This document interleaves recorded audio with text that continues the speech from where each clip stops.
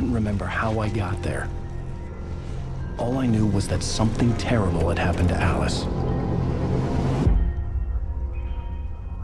Sheriff Sarah Breaker, you are... I'm Alan Wake, but listen. I was in a car crash. My wife, Alice, she's missing.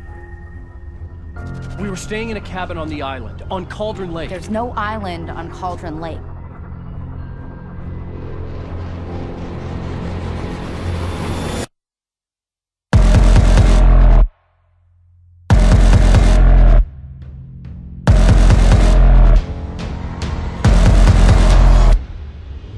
On more than one occasion, Alice had tried to explain to me how it felt to be afraid of the dark.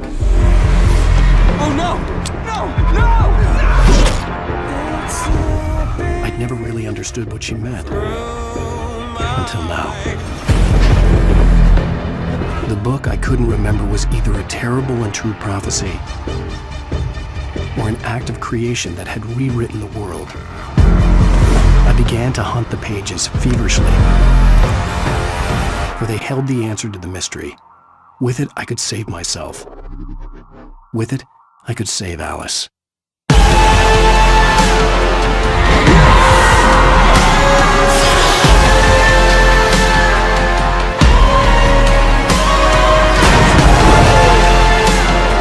You must finish what you started. All right, I'll fix it. I'll bring her back. It's your fault and you're gonna pay for it. Look out!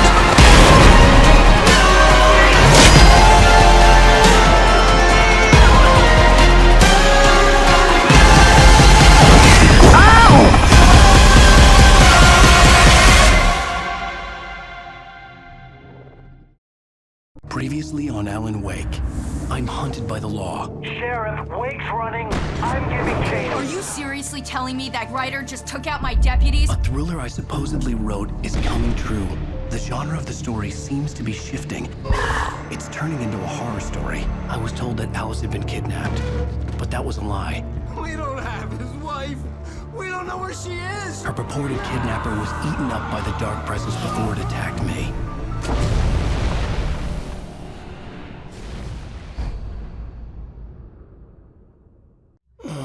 Alan, shh, baby.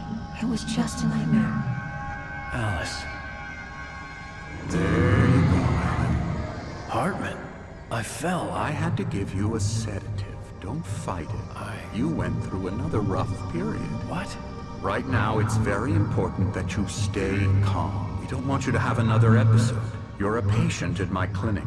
Have been for a while now.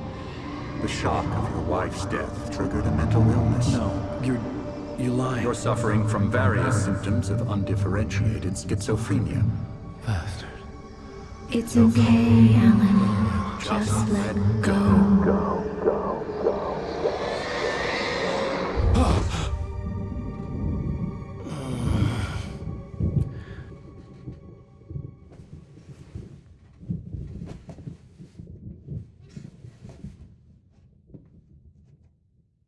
I felt groggy. Whatever Hartman had bumped in me was making me numb. I felt like this was happening to someone else. Someone I was watching on television. I couldn't think. Couldn't focus.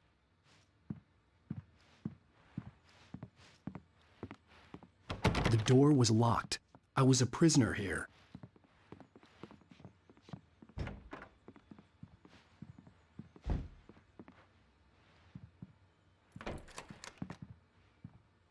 Good evening, Alan. Are we feeling better now? Feeling calm? Yeah. I see you brought your pet gorilla with you. So sure, I'm calm. I get the message. Loud and clear. Quite right. That's the spirit. You're being very brave, Alan. I understand you're confused. I would be more concerned if you weren't suspicious of me. I don't blame you for it. Big of you. Now, why don't you come with me? We'll reacquaint you with my clinic and go over everything you might have forgotten. Little walk and some fresh air? Yes, it will do you good. This corridor is for patients. Most of them aren't here right now. Jack took them out for a fishing trip, except for the ones who are particularly vulnerable, of course.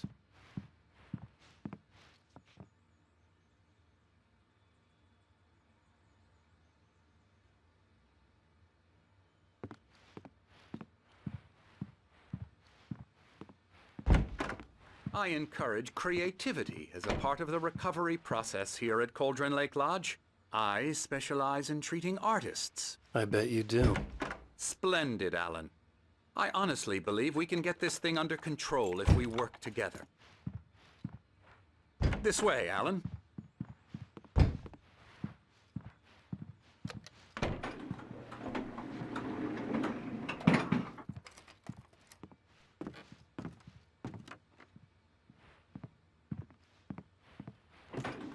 Now, Alan, from past experience with you, I know I need to get right into the heart of the matter as quickly as I can after an episode. So I'm just going to say this.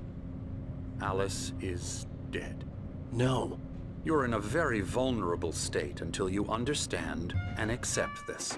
Alice drowned, and you couldn't face that.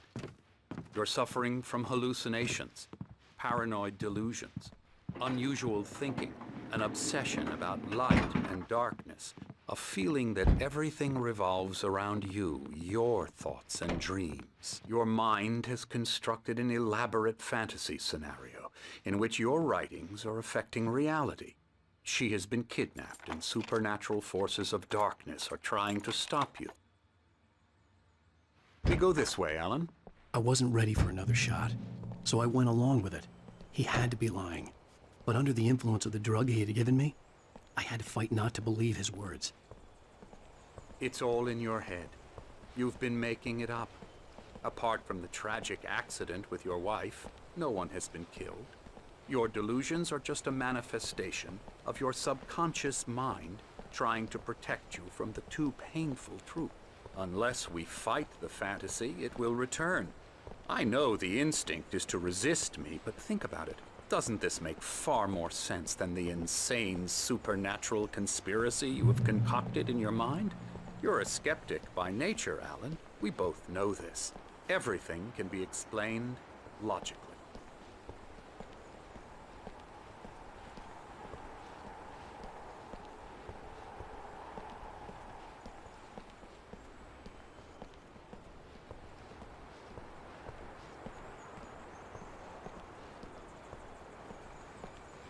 I never get tired of this view. Very inspiring, isn't it? Cauldron Lake spread below us. I could see Mirror Peak on the other side of the lake. I thought I could make out the spot where Diver's Isle had been when I arrived with Alice. Now there was nothing but waves. It seems there's a storm coming. Funny, I don't recall there being a mention of that in the weather forecast. Well, no matter. This way. Follow me. Alan, what I'm telling you is good news. Right now, we're in control. Every time you have a relapse, it gets more and more difficult to resurface from the dark depths of your imagination. Not surprising, considering your profession. Imagination is what you work with. After all your nightmares, this should come as an immense relief to you. If it doesn't, why is that? Because I'm lying? Or because you don't want to admit that you're not well? It's very natural for you to think of me as your enemy. It's part of the illness. I let him talk. After all, Hartman I'm the one obviously trying loved to his bring own you voice. out of the His world words you've echoed constructed for madly yourself. inside my head. But I can't I dug my do it nails by into the myself. palms of my hands to stay You need to focused. work with me. Once you accept that, we can begin the journey towards your recovery. Come along. Let's go inside.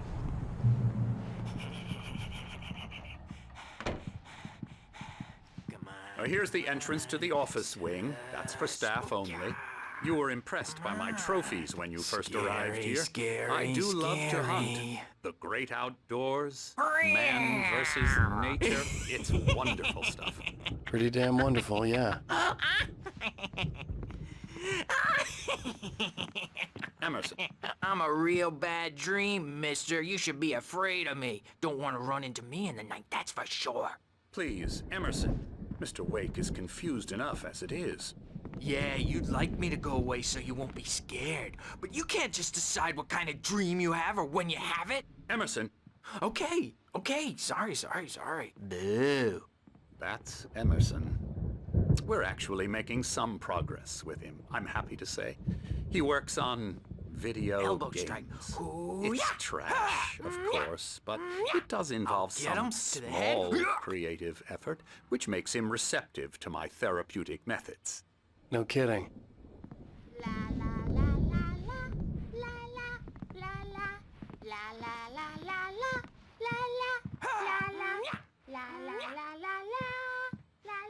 Come, Alan, this way. Now, you might have noticed the typewriter in your room. You've been writing as a part of the therapy. As soon as you feel up to it, you should continue.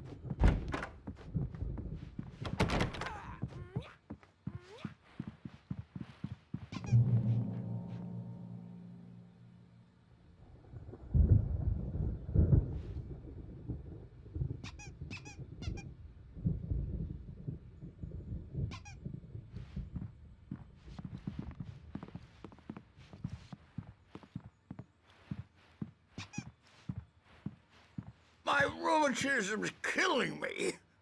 There's a storm coming. Oh, what a storm. I hope it wipes this place off the face of the earth. And these two are the Anderson brothers, Odin and Thor. They had how should I put this? A heavy metal band in the 70s and 80s called Old Gods of Asgard.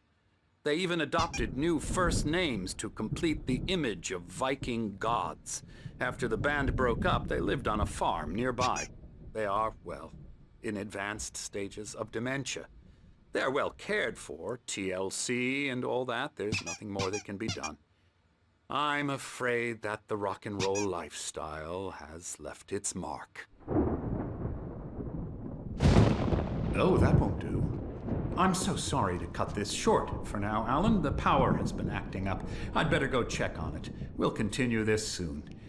Meanwhile, when you feel up to it, return to your room and try to write. It really is for the best. Don't you think? I'd like to bash his head in with a hammer. Oh, he'd love to fish out our secrets, but he has no clue. He's not crazy enough. Not crazy like us, Sonny. Yeah! Being crazy's a requirement, Sonny. Who else could understand the world when it's like this? It takes crazy to know crazy. That's the sanest thing I've heard in a while.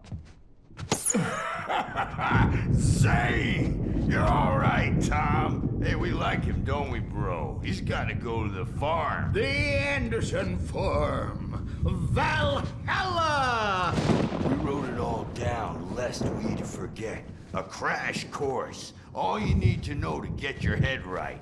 You need to find the message. Here, Sonny, here's something for you. Gave me a rash, but I kept it safe from these bastards.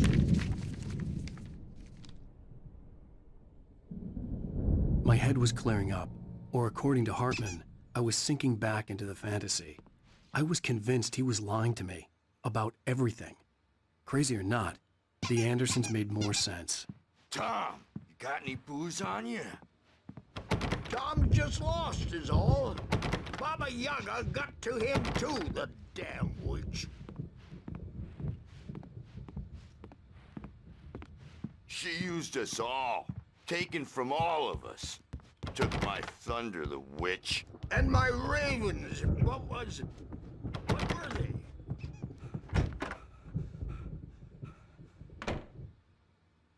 Eamon, you can't wake up. You can't hurt a nightmare because all dreams are only imagination. They're only in your head, and they're not there when you wake up. Oh, hello. I've painted you. Okay. I was just struck by inspiration a couple of days ago. Dr. Hartman wanted me to paint landscapes, and that's what I was doing. But now I've been doing these things, a lot of them. The images just keep coming. Dr. Hartman likes them. He has them in his office. Yeah?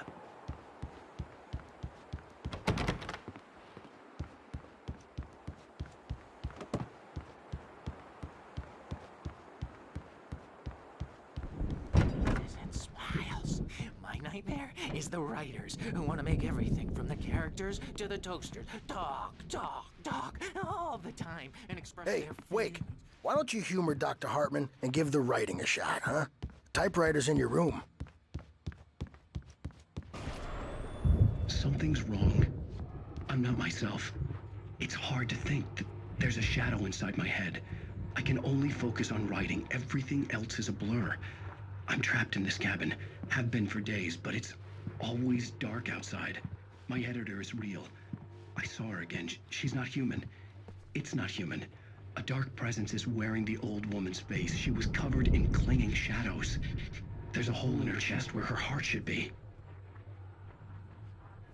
I think I've made a horrible mistake.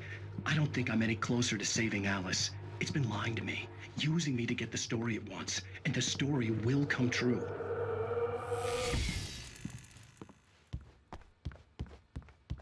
Hartman had mentioned that the power had been acting up. Maybe that was the reason for the generator and the work light on the balcony. The generator hadn't been activated, and there was no key.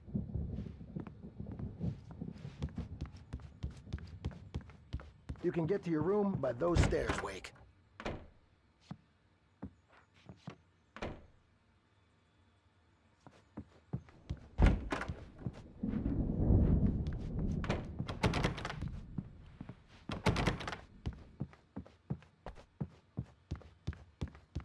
Hartman.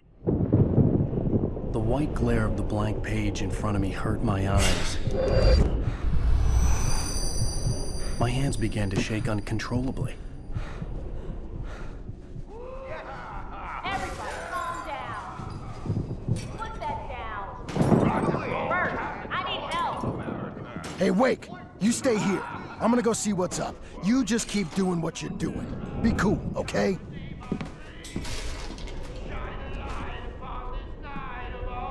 I didn't know what the chaos was all about, but it could be my only chance of getting out of here. Where the hell did you get a damn hammer? My hammer's up. Here's a friendly poke from your little witch. Oh, afraid of the crazy brothers, are ya? Not so weak now, are we? Well, things are unraveling fast, aren't they? Ha ha! Nah! Ah, ha, ha. It's my storm. I'm taking it. We're on a comeback tour, baby!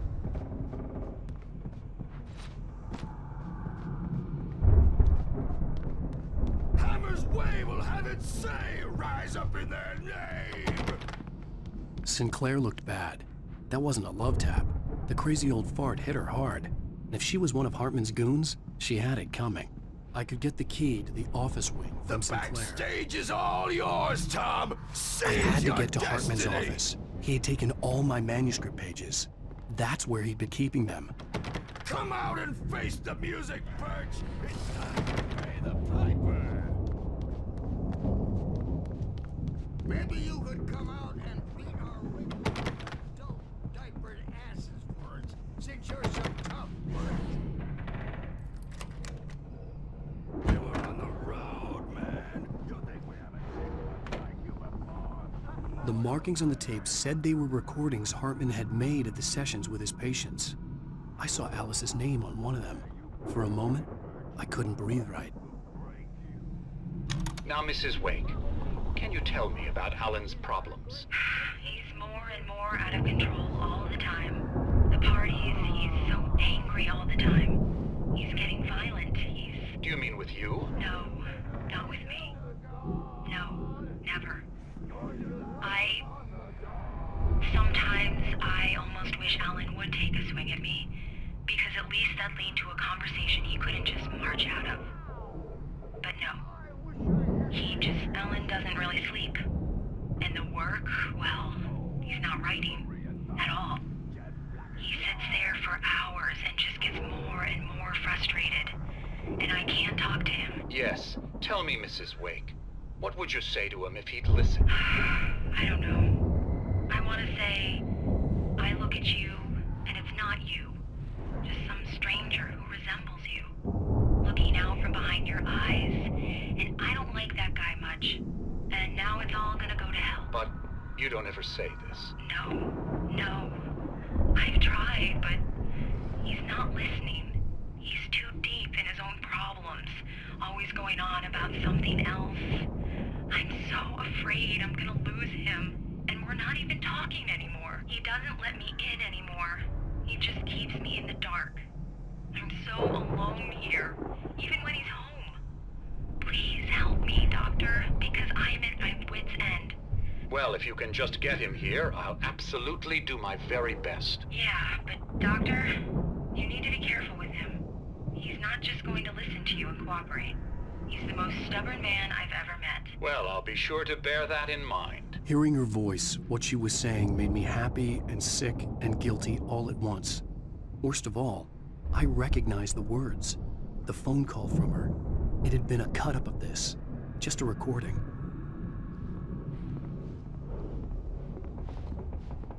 Let me out of here! Hartman, do you hear me?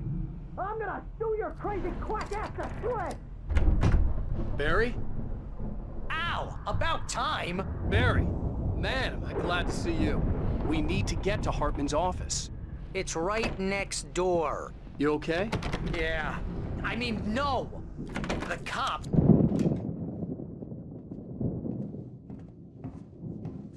These were all the pages I had on me. And more.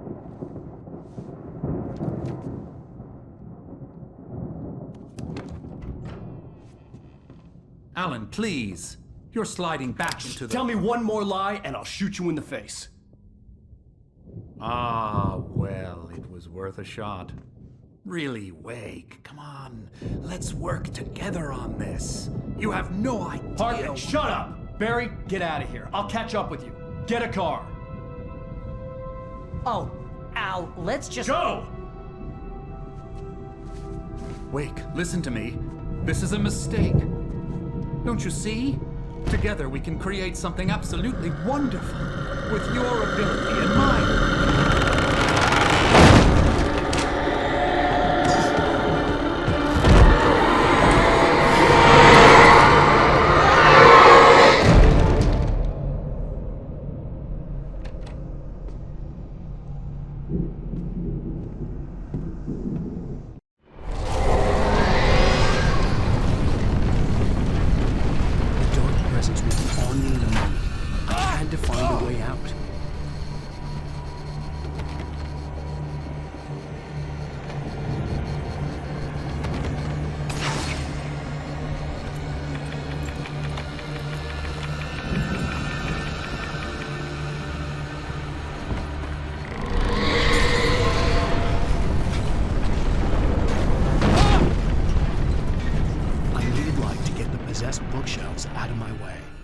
Feel the poems, taking form, shaping things.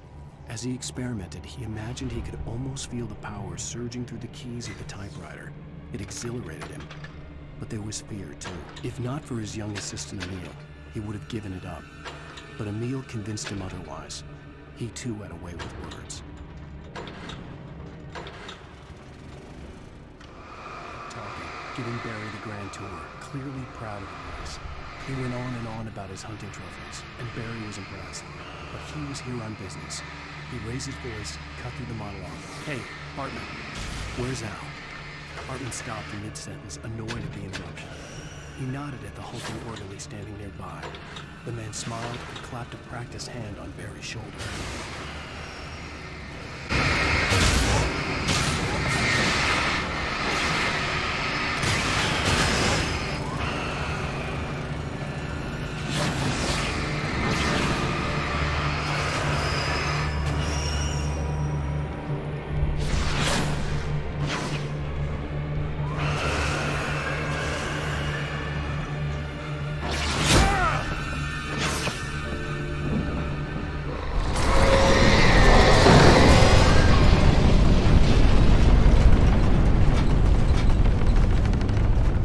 Followed the fall of Alan Wake with his binoculars. When the rider hit the water, he ordered Jack to take the boat to him. The spot was easy to see in the dark, even with all the extra lights in the boat. The flare floated and kept burning, even in the water. Jack turned the radio louder as the engine sputtered. The music was rough and clanking, something the Anderson brothers would no doubt have enjoyed. But Hartman chose to ignore it. Wake was finally within his reach. Hartman wasn't happy. Mott could see it in his eyes. He quickly lowered his own. He had made a mess of it, and he knew it. The shame of failure was hard to bear. He hadn't expected Wake to say he needed more time, and he blurted out 2 days, less than Wake had asked for, to show him who was in charge. But that wasn't part of Hartman's plan.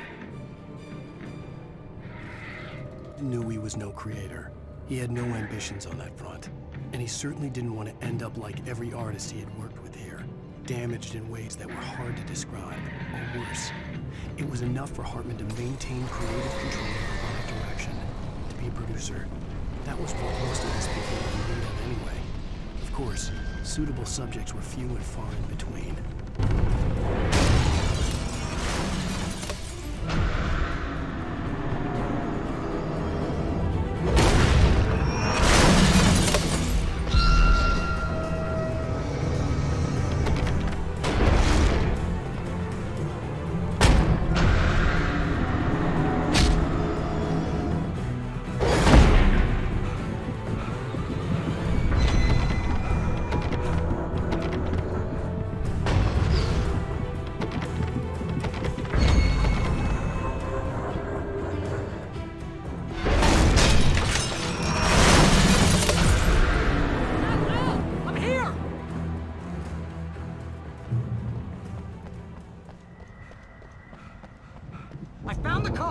Gate's locked. You're gonna have to go through the hedge maze over there.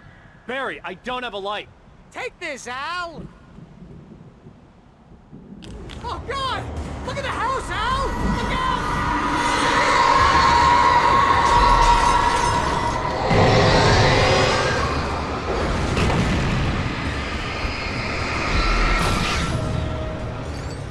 Stared at the Viking paraphernalia that littered the area, surrounding an unlikely centerpiece.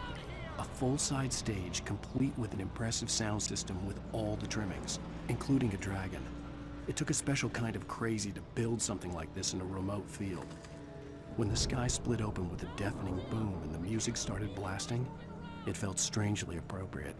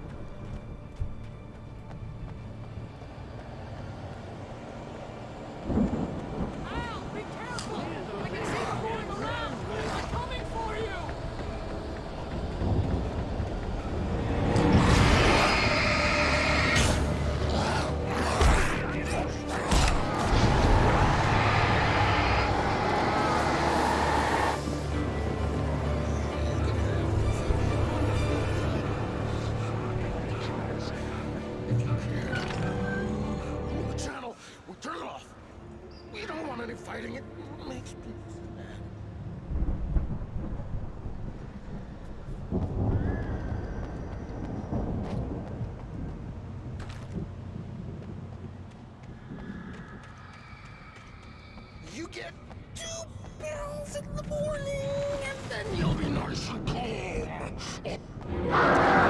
You get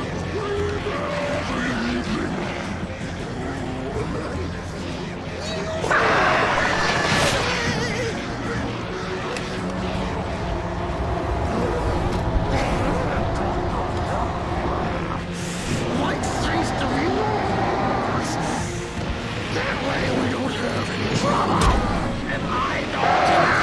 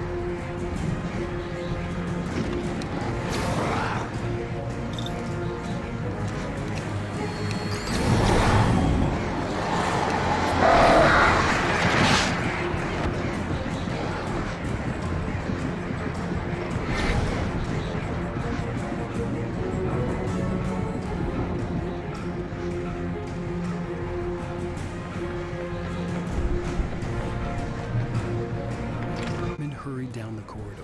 He had disliked leaving Wake when he was surely at his most susceptible to therapy. But this was not an ordinary storm.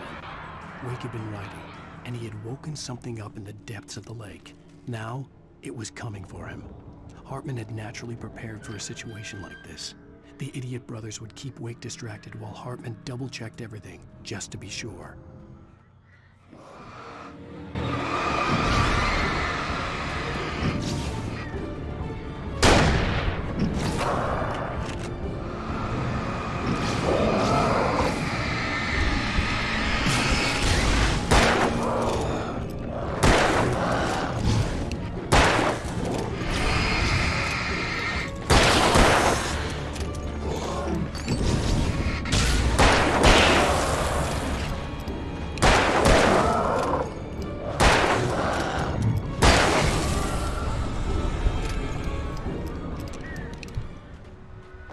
Wake was smarter than him. Wake had more money, a beautiful wife, everything. And Hartman said Wake was important. That made him better than Mott. But Mott was calling the shots now. He'd expected Wake to whimper and grovel, but instead, he seemed willing to fight. Mott knew he'd gotten under Wake's skin. If only Mott actually had his wife. The thought made him shiver.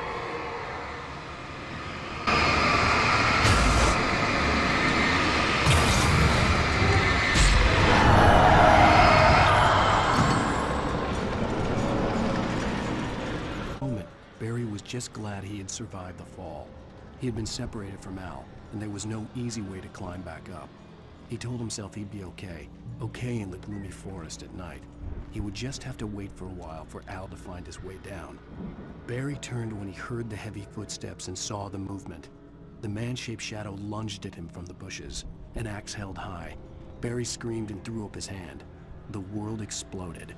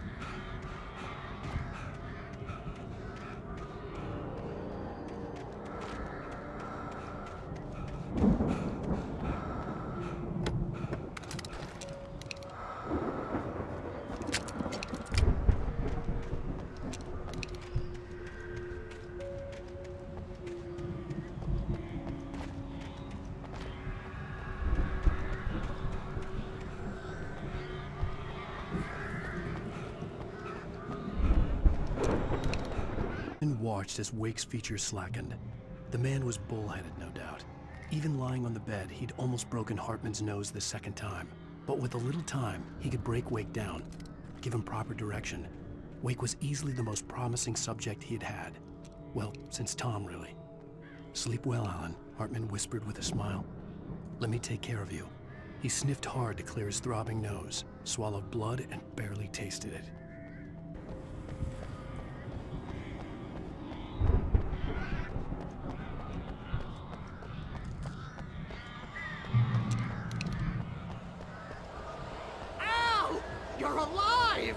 Let's get out of here. Can you open this gate?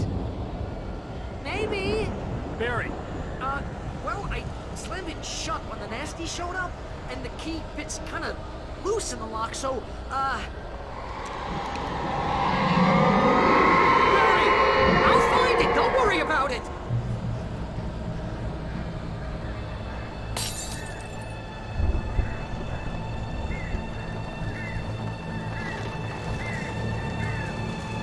Hurry up, Barry!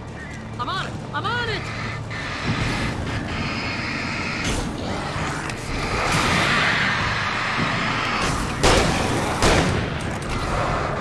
It's gotta be here! Just hang on, Al!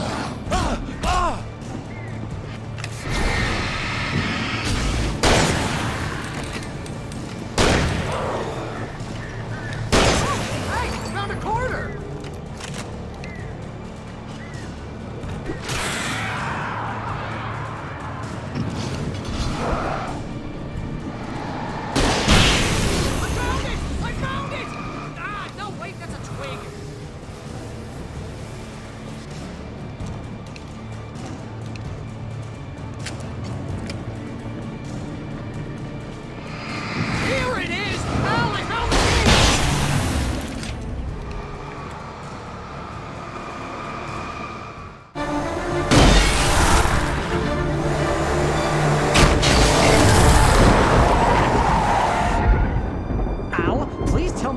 for the nearest "You're now leaving Brightfalls. Come back soon" sign.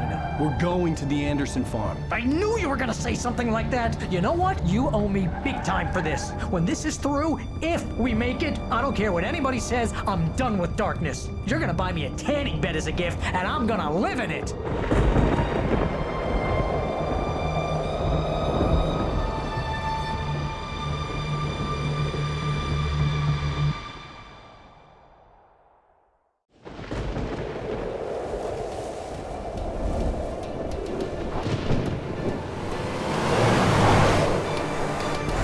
Crazy, but that's fine, Barry. Oh, you got that right, Al. You're barking mad. You are by far the craziest— But maybe that's inevitable when you deal with crazy stuff like this. It helps. This is happening, Barry. Alice, they never had Alice. She's trapped in the darkness at the bottom of the lake, but she's not dead. Al, how can you know that? I know, Barry. I can— Al, No, listen. I can bring her back. I can find her. There's something special about this place. The lake, it does something to the works of art created here. It makes them come true. But there's a catch. The dark presence, whatever that thing is, twists it to its own ends. That's why all of this is happening. It's using my manuscript to take over everything. Al, I believe you. It happened to Thomas Zane before, it happened to the Andersons. I believe you. Crazy or not, you're not delusional. Weird shit's going down. That's a fact. I'm on board, man. I'm with you. The Andersons knew about it, but they were too far gone to tell me with all the drugs they were on. But they wrote it down. There's a message somewhere at their farm, Barry. We just need to find it. Look out!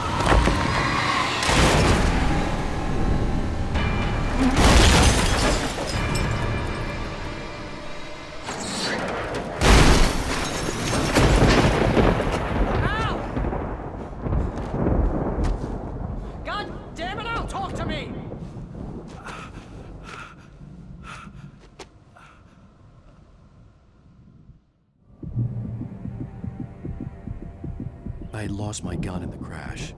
Barry was nowhere to be seen. Barry! Barry! Oh, man, you're okay! Jeez, it's good to hear your voice! I was trying to get out of the car, but the ground gave way! Man, what a drop! Don't worry, your cutout is fine. Forget that! Are you okay? I hit some bushes, didn't get a scratch. There's no way you can climb down, though. It's like a sheer wall. Ah! Al! There's something moving down here! Barry, it's a taken! Use a flare, Barry! Yeah! Barry, are you alright? I'm good, Al! I'm great! Guess you never messed with anyone from New York City before, huh? You're gonna have to find your way around to the farm, Al! I'll be waiting! Barry, just wait for me, okay? Al! I'm not staying here! It's suicide! I'm going to the farm! I'm gonna go ahead and secure the area! You can catch up! Don't worry about it! I'm on the case! Now he's Rambo. This would turn into a disaster if I didn't catch up with Barry.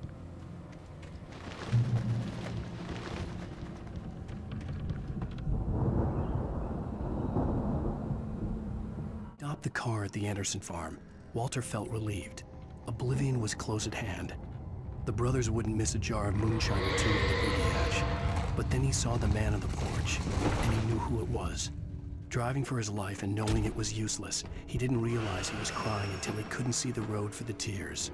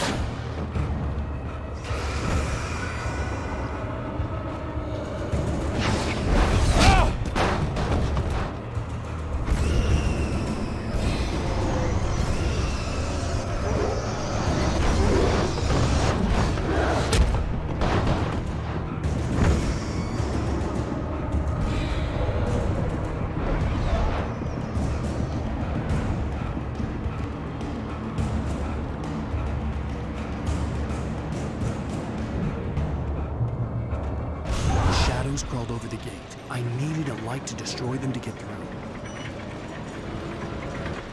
Nightingale stared at the passed out rider. The man was sleeping off one hell of a night. Nightingale felt a stab of envy at Wake's oblivion, but he had a job to do. He put the gun to Wake's head and almost became a murderer. His hand shook and his throat felt tight and dry. Biting his teeth, he tried again to pull the trigger. He lost the nerve. Wake stirred. Nightingale would have to settle for an arrest.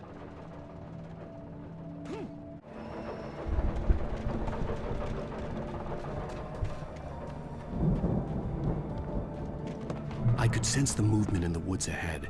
Facing the enemy without a weapon was dangerous, but I had no choice.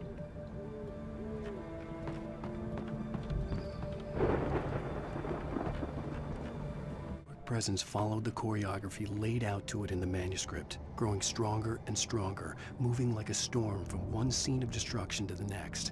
But it was still bound to follow the story and chain to the dark place it came from. When the story reached the end it longed for, it would finally be free.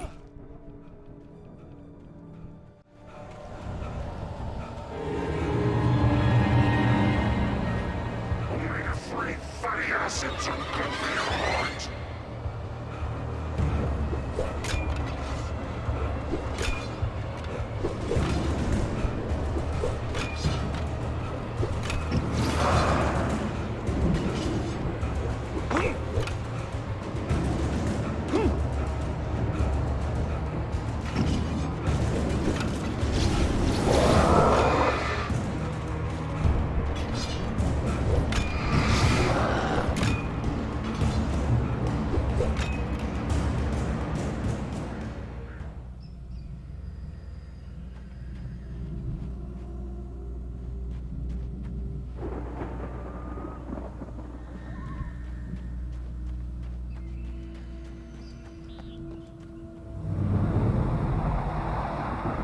Was driving away from the farm, headed in the same general direction as I was. For all I knew, it was Barry, caught in the consequences of leaping before looking.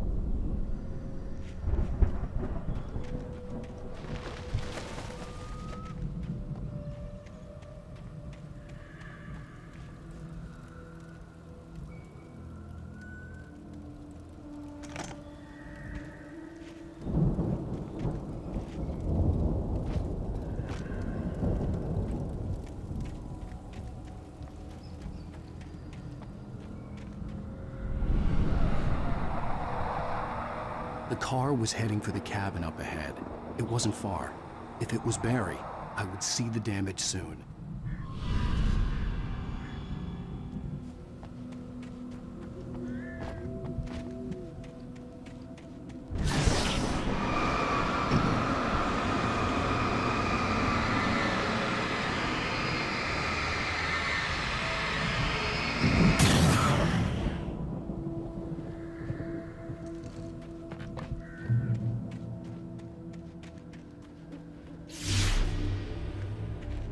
I'm trying to deliver each page to the right time and place.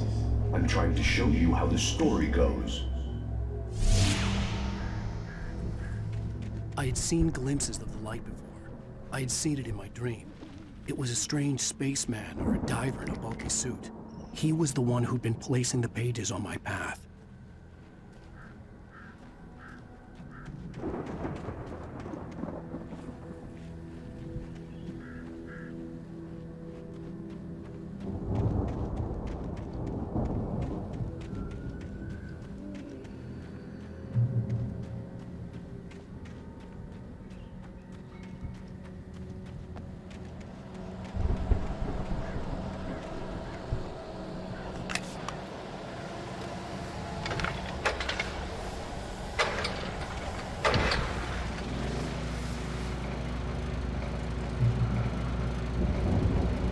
Someone had left a gun behind.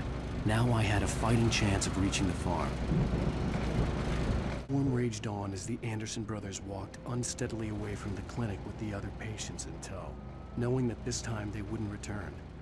The darkness around them seethed with horrors, but Tor and Odin were unafraid. Their eyes glinted with guile. They knew every secret path, and there was blood on their hands. They had fought these shades before.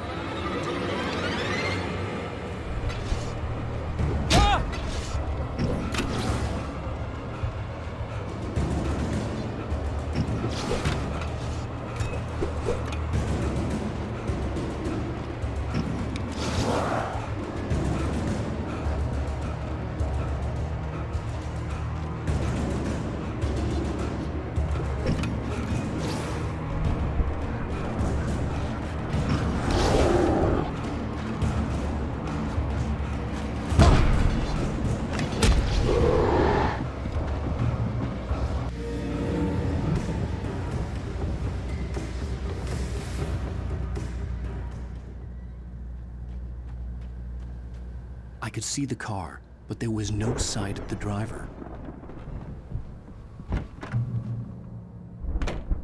Hello? Anybody here? Barry! No! Danny, you're not! Please! What are you? No! Don't! I'm sorry!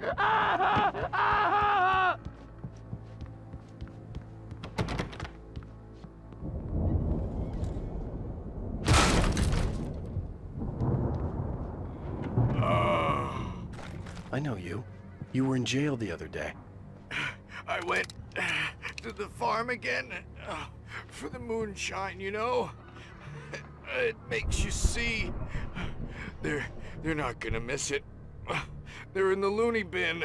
But my buddy, Danny, I lost him.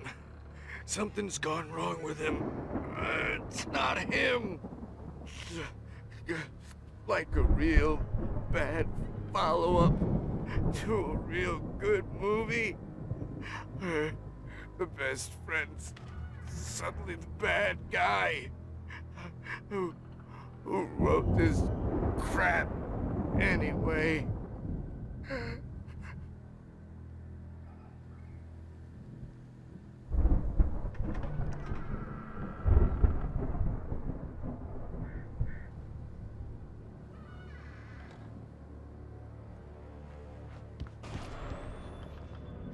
I've run through every possible course in my head. If I continue like the Dark Presence wants me to, the story I'm writing won't save Alice. It's a horror story, and it's going to kill her, and me, and everybody in this town. No one will survive. Darkness will consume everything. This is what it's wanted all along. It will be free, unstoppable. It used Alice to get to me, dangled her in front of me to keep me going. It was never going to release her. I'm going to change this. I'll escape. I've written myself into the story. I'm now the protagonist. This feels like a terrible risk, but it's the only way to save Alice. I'll be bound by the events of the story just as much as anyone else who's been woven into it. The story must stay true for this to work. There have to be victims along the way, near escapes, cliffhangers. In a horror story, it can't be certain that the hero will succeed or even survive. He almost has to die. I'll write my own escape into the story next. I need help. Zane's going to be the one who'll help me. I'll make it happen.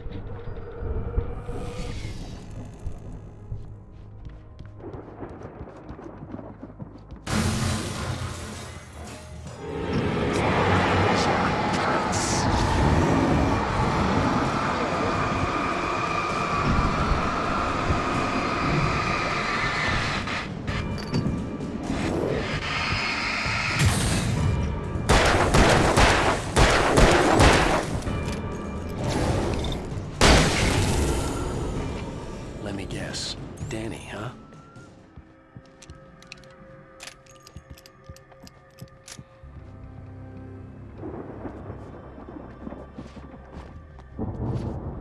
The farm was still a good distance away.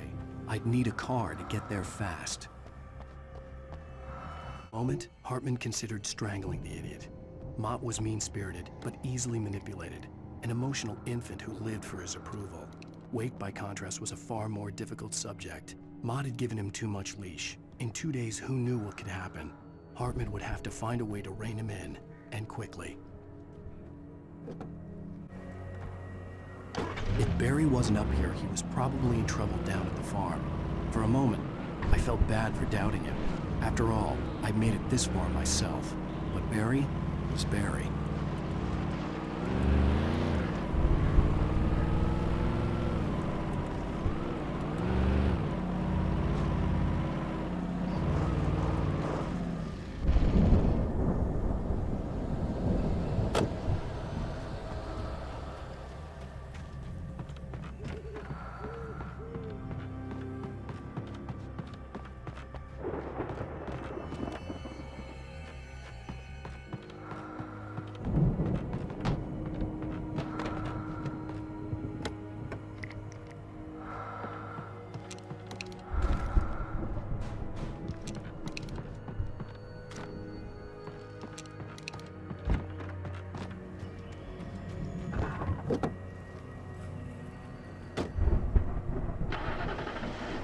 Mulligan tuned Thornton's chatter out.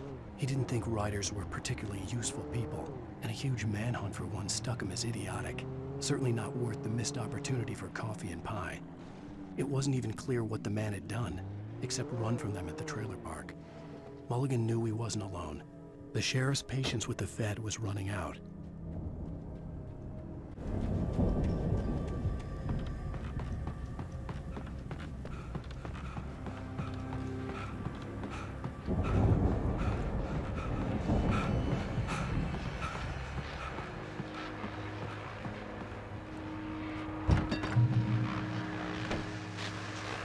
Well, as I'm sure everyone's noticed, that storm we all felt coming is finally here.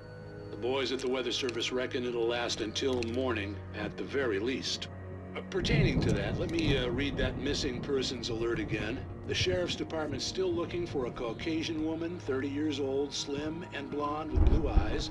She may be lost in the woods, and it's possible she's been injured in a car accident. If you see her, please make sure you get her indoors and call the sheriff. It's bad weather to be caught out in, so if you see someone in the area who maybe looks a little confused, give him a hand, all right? This is Pat Maine on KBF-FM, hoping you're all safe and warm tonight.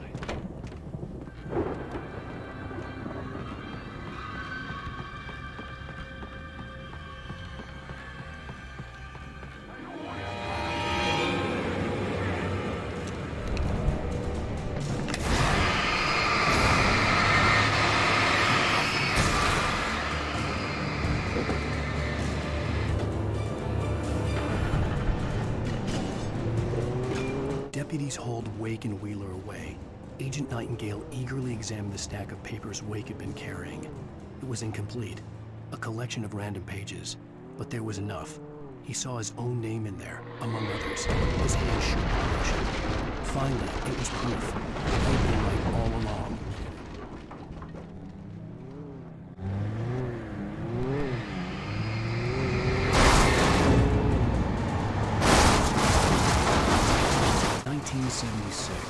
Madness reigns at the Anderson farm. Contrary to all logic, the headiest ingredient of their moonshine is unfiltered water from Cauldron Lake. The Andersons feel like gods. Odin can't stop laughing. He contemplates cutting his eye out. Tor runs across the field, naked, shrieking, hammer in his hand, trying to catch lightning. Their songs have power. Something ancient is stirring in the depths, coming back.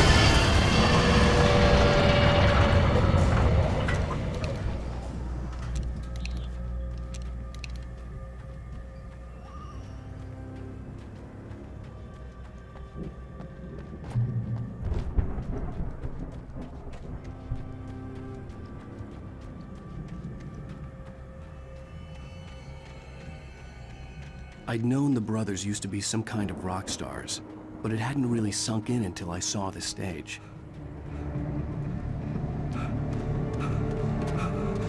Al! Run! Incoming! There's too many of them!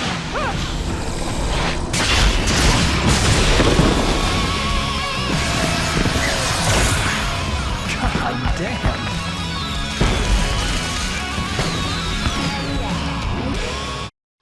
I'm so glad you decided to go it alone, Mr. Johnson. Shut up and shoot! Al! We have to fight them all! I can set off more of the fireworks from here and help you out! Hey, Al!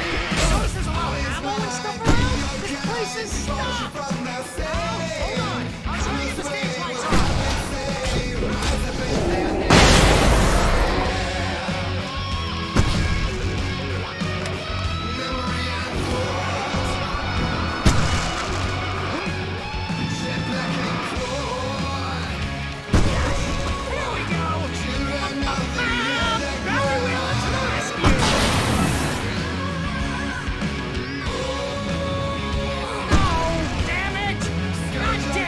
Century wiring! Hang on! I'll get them working again, I promise!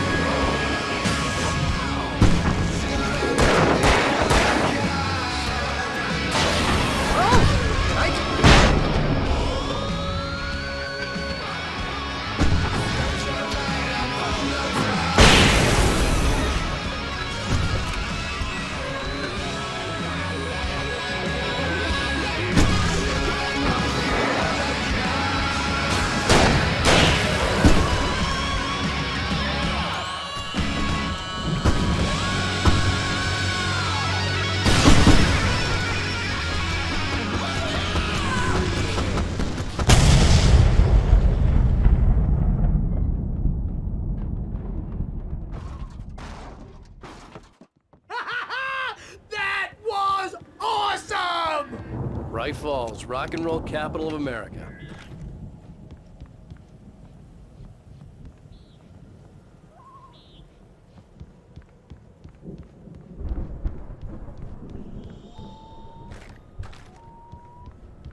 Hey, Al! This way to the farm!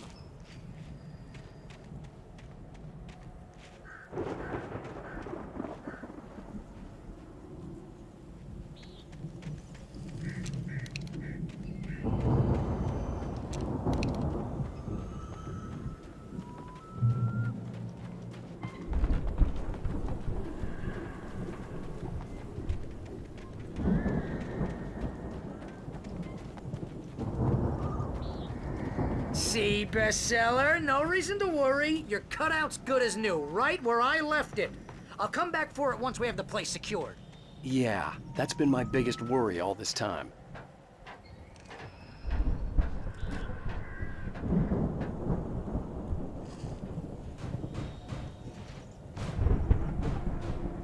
Hey, I think Alan Wake here has something to say. Ooh, what's that, Al?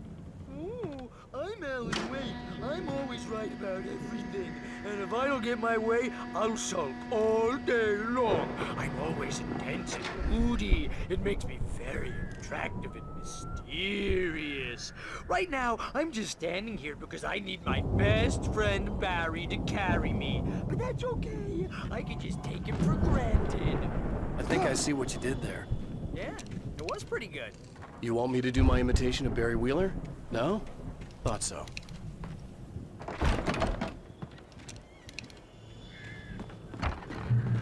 Wow! You look at that thing, Al! They really went all out with this Viking crap, didn't they? Sleep. We all spend a third of our Night dreams in its Springs. soft embrace, Man, somewhere brings back between memories. fantasy and Hey, oblivion. remember when I got you that gig? But Your dreams first have a real way of writing forcing job, what got themselves you into started? waking life, Was this one of or your vice episodes? versa. In Night Springs. Tonight's episode, The Dream of Dreams. That's by someone else. We join Mr. Jones as he explores the endless dreamscape, only to be brought to a sudden stop by a decidedly mundane situation. A long line of people. Hey, Jones, right? Listen, we're gonna have to wait until his highness weather is good. Oh, wow. Who's that? You don't know him? What are you, new? He's the guy dreaming us. Well, not just us. He dreams everything. All of this. But wait, no. I'm the one who's dreaming. I'm asleep. Isn't this my dream? Oh, yeah. Sure. Get real, pal. You're just another dream. I'm a dream. You're a dream. The weirdo in the diving suit is a dream. And the girl made of smiles and sunshine is definitely a dream. But I'm pretty sure I'm dreaming this. Well, maybe you're a really confused dream. What am I, a shrink? All I know is I'm going with the smart guys. And they say that's the guy doing the dreaming. Right there.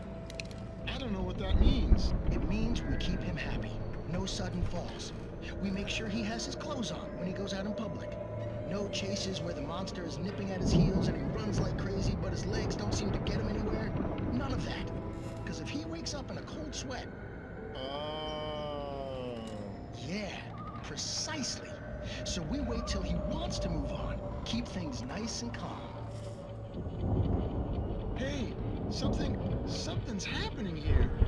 Yeah? What's that? What? Can't you hear that? Oh, God help us, it's an alarm clock. Oh, it's you, isn't it?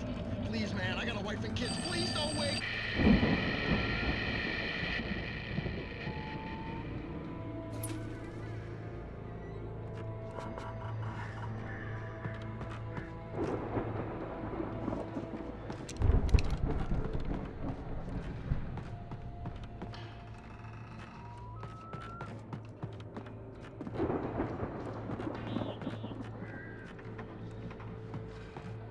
The Viking boat looked imposing, almost like a battering ram.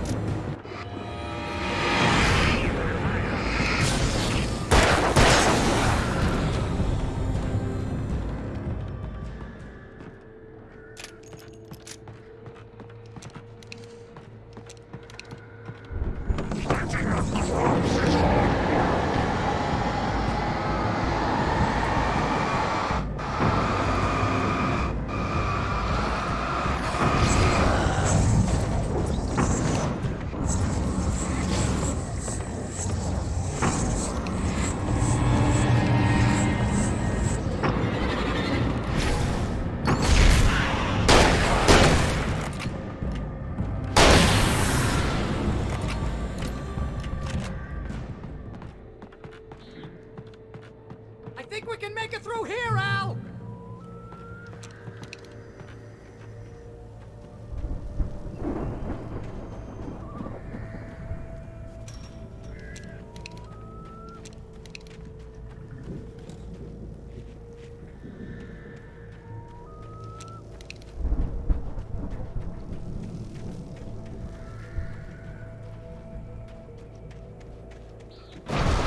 Get up with the sun at the farm.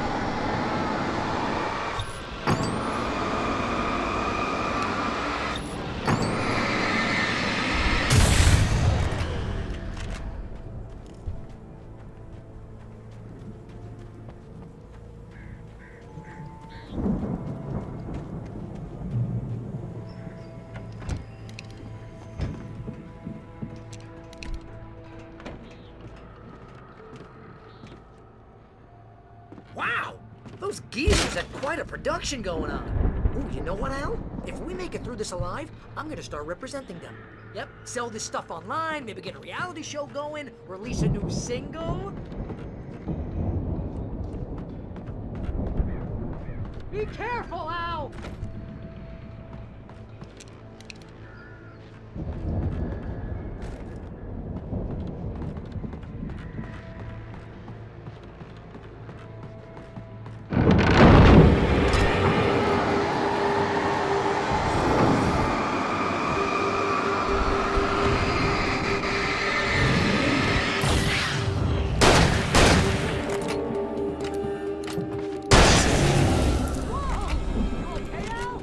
I'm good. Keep your eyes open, okay?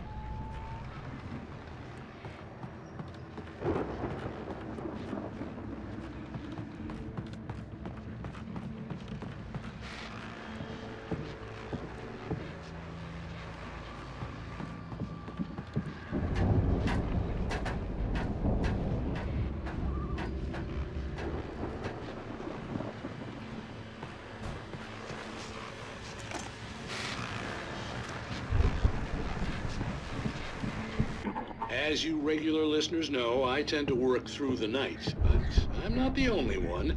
Deputies Mulligan and Thornton are taking a couple of moments off their busy schedule to join me here in the studio. Boys, how busy are you now? Deerfest is almost here, isn't it? I bet that keeps you in business. Pretty busy, yeah. Actually, Pat, we've been real busy with other stuff, which concerns an ongoing investigation. We can't talk about that, Thornton. I wasn't gonna say anything. I was just saying we got, you know, other irons to fry. And how would you compare your workload to last year's? Things have seemed relatively peaceful to me, but people do tend to get a little wild this time of year. Oh, it's wild, Pat. It's pretty wild. There's been all sorts of trouble this year. Vandalism, fighting, public disturbances. A lot of people gone missing, too. Yeah, it's pretty much the usual stuff, Pat. Just, you know, a lot more of it.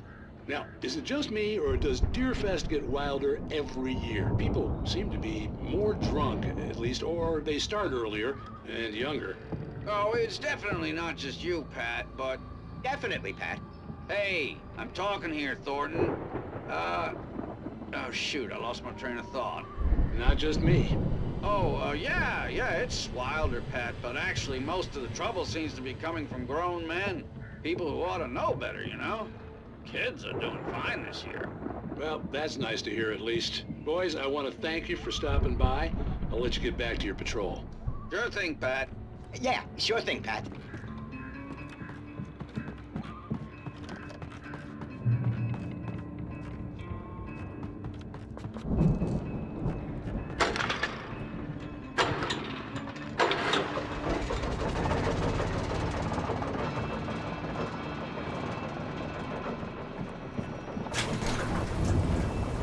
See the building that had to be the Andersons' home on the other side of the field. It wasn't far now. I wasn't worried about trusting the ramblings of two burned-out geriatric wrecks. They had the goods.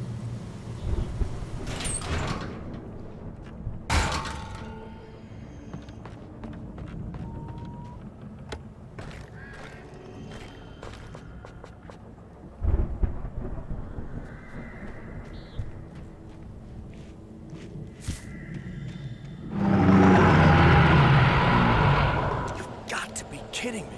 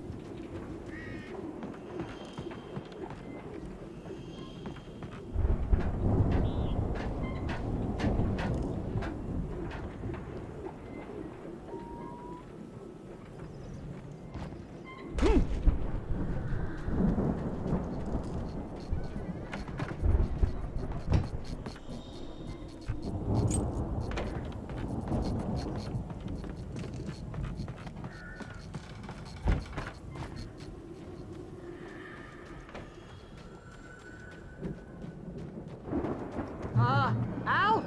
Is that you out there, buddy? Yeah, it's me. Hey, let's go, man.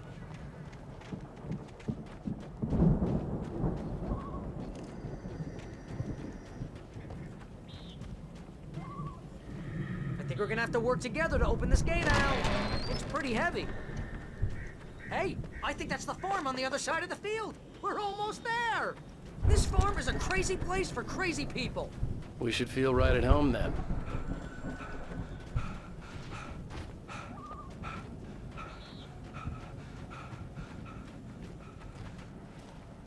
Come on, one more gate. Let's do this thing.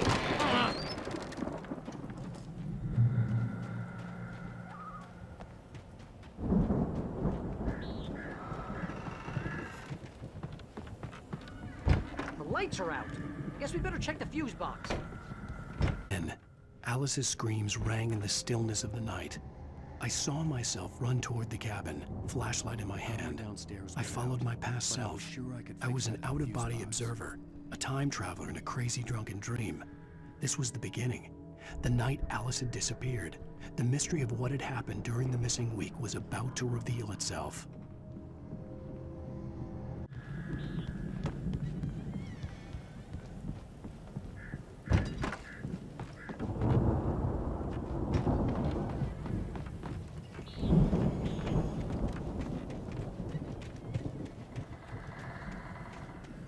And had never felt as anxious as during the week after Maud had managed to lose the Wakes.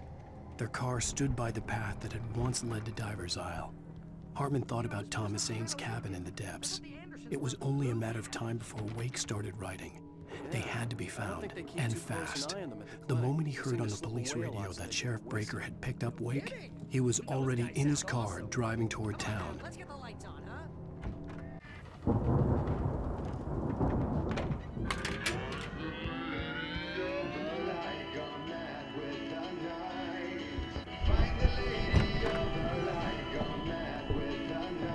Can you hear that, Al? Music? Of course. We need to find where it's coming from. That's the message the Andersons talked about. That's the whole reason we're here. Lady of the Light? Oh, that's gotta be... What's-her-face? The crazy lamp lady from the town. Synthia Weaver. Right! Must be.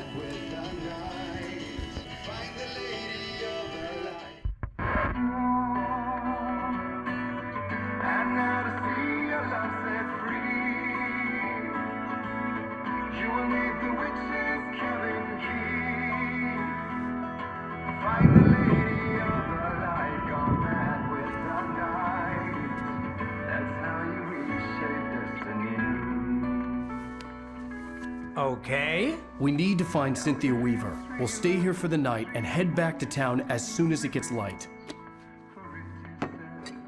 Hey, Al. Lots of hours before dawn. Might as well get some rest. And by rest, I mean drunk. Come on, Barry, this is... Yeah, what the hell?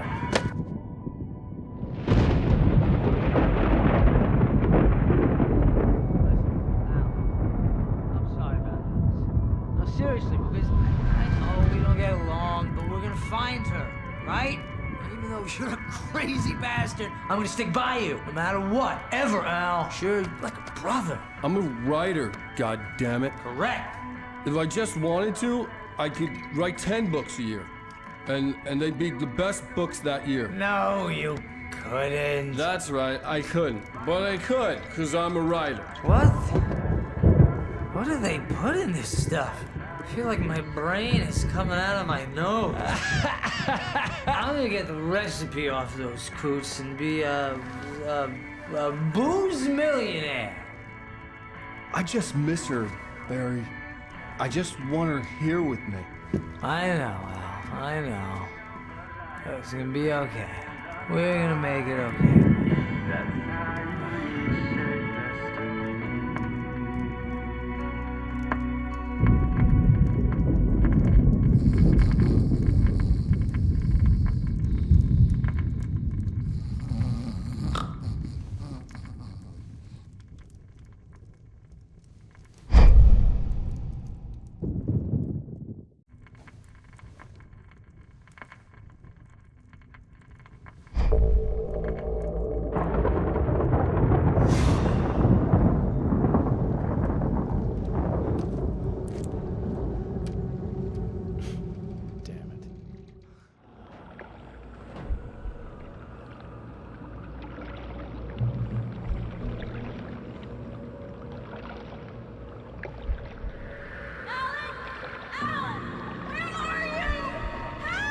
Alice, I'm coming.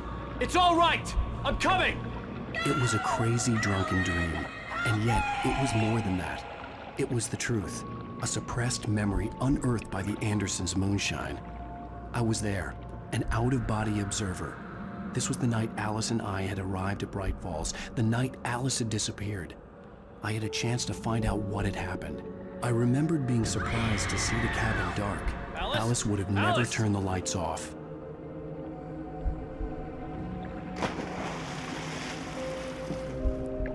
I remembered thinking I caught a glimpse of her form underwater, sinking into the darkness. Diving after her was the last vague memory I had of that night. After that, the next thing I could remember was waking up behind the wheel of the crashed car and finding the first pages of the manuscript.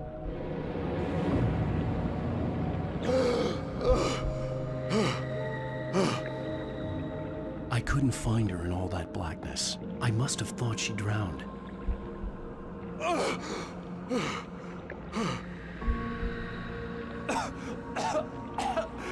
Alice!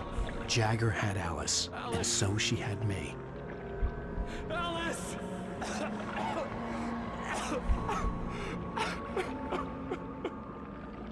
I'd been easy prey. Look at the cabin. Is there someone in the window? Alice? Maybe she didn't drown after all. Maybe she's inside. Alice! Yes.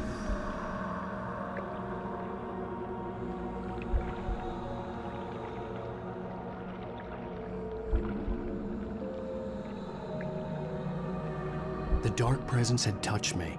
She had dug her nails into my brain and used me, made me her puppet.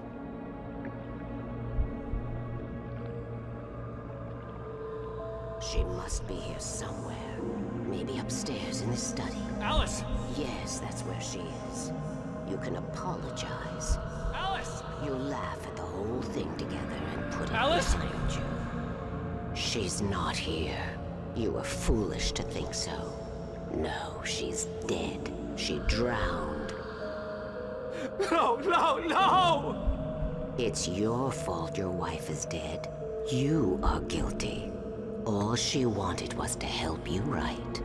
You killed her. Ah! Oh, hush. There's still hope. Cauldron Lake is a special place. Here, you have the power to change things.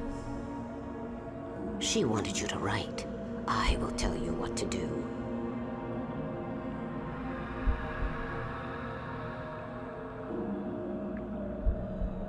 You can write her back. The story will come true, and all will be well again. She had Alice, and the manuscript was the ransom for her.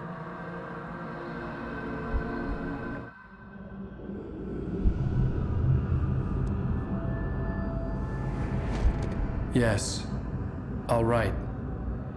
I'll fix it. I'll bring her back.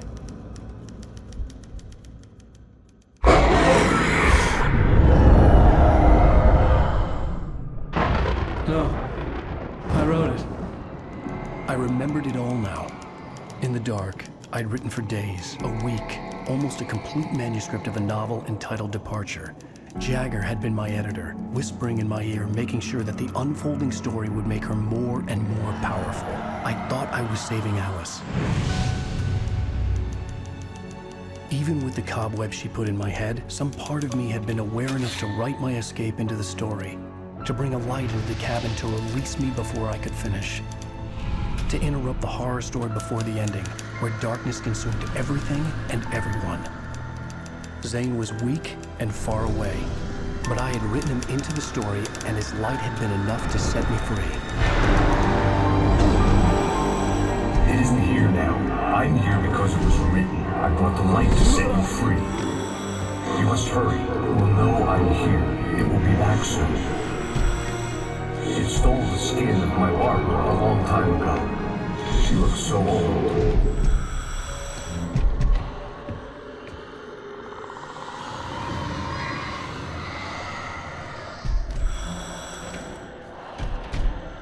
I had woken up, confused and groggy, my mind consumed by darkness and fear. All I could do was to escape.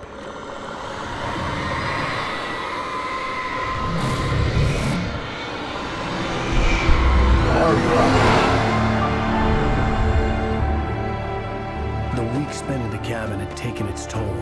I was barely conscious, and fading fast. It had to have cost Zane terribly, thrown him even deeper into whatever dark place he now haunted. But he had managed to weaken the dark presence, kept me safe that night.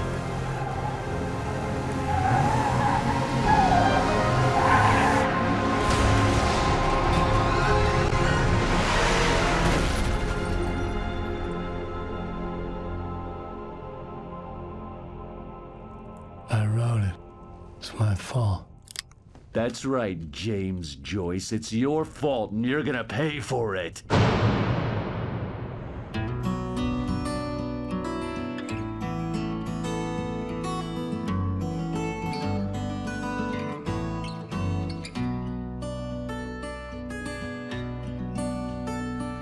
There's an old town road with mystery of Tom the poet and his muse, and a magic lake which gave a life to the words the poet used.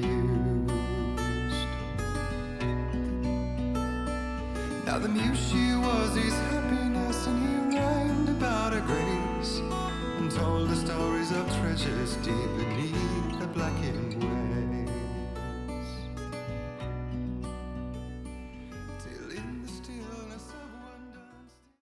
Previously on Alan Wake. Under the influence of the dark presence, I wrote a horror story that is coming true. Jagger had been my editor, making sure that the unfolding story would make her more and more powerful. Some part of me had been aware enough to write my escape into the story. Together we can create something absolutely wonderful. The lake, it does something to the works of art created here. It makes them come true. My mom gave me this old light switch. The clicker. Alice is being kept in a dark prison. I need to find Synthia Weaver to fix this. It's your fault, and you're gonna pay for it. Well, we're expecting a record crowd from the neighboring counties. Naturally, we hope to break the record set by last year's Moose Fest in our neighboring town, Watery. Ladies and gentlemen, some people have asked me, what's the big deal about Deer Fest? And I think that this sums it up. It's about friendship and community. We've got a great party coming up, but let's try to hold it in until tomorrow and get through the night in one piece, all right?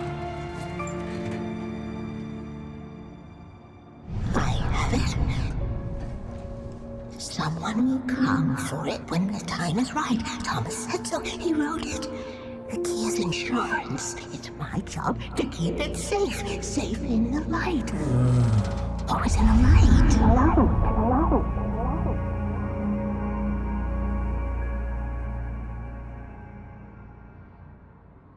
All the manuscript pages were gone. The FBI agent had taken them. I think my tongue just took a crap in my mouth. Ugh. Oh, wait, we're in jail now? Oh, Al. Al, this is not good. That about sums it up.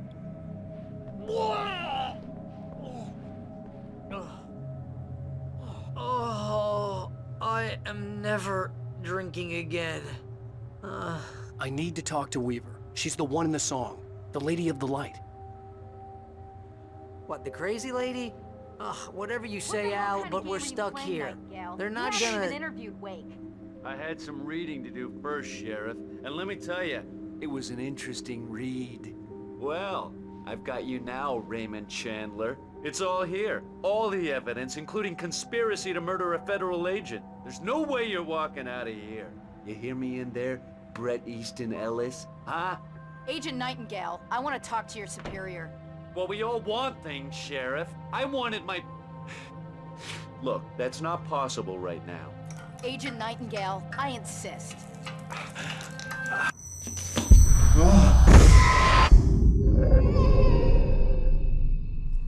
Wake, what's wrong? Lady, are you stupid? It's a trick. It's an obvious trick. Okay, I've had enough of this crap. Wake, I'm gonna trust you with this. You're joking. Agent Nightingale, your opinion would matter more if you were sober and if I actually believed you were here on official business. Whoa! Get back in the cell, Stephen King. The only way you're leaving this place is over my dead... Wait a minute. I know... Oh my God! Light. We need light. It's the only way to fight this thing. In my office. I've got your things there. Follow me. Oh man, we're sitting ducks with the lights out. Stay cool. I can get the emergency power on.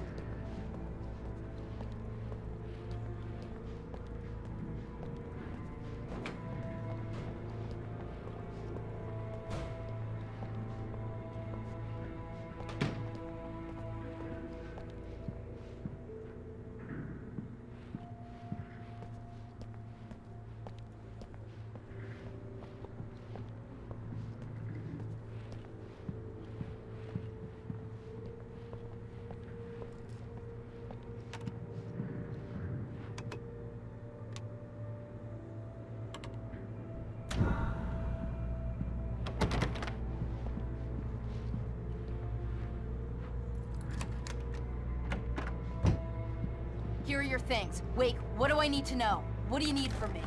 They can be hurt in the light, only in the light. And I need to find Sинтия Уивер. She can help me stop this. Light. Check. Cynthia. She lives in the old decommissioned power plant.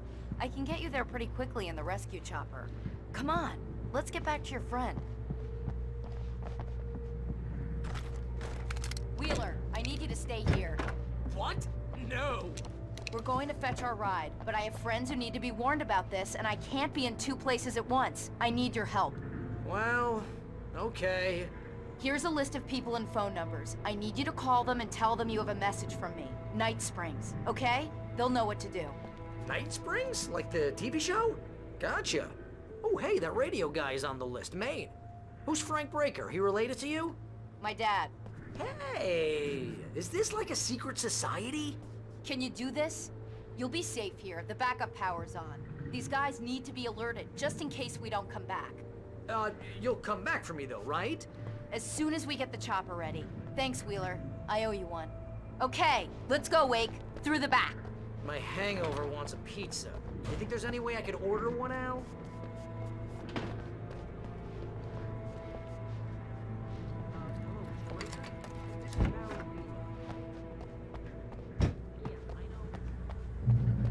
Oh, hell. Whatever took Nightingale must have broken the gate controls.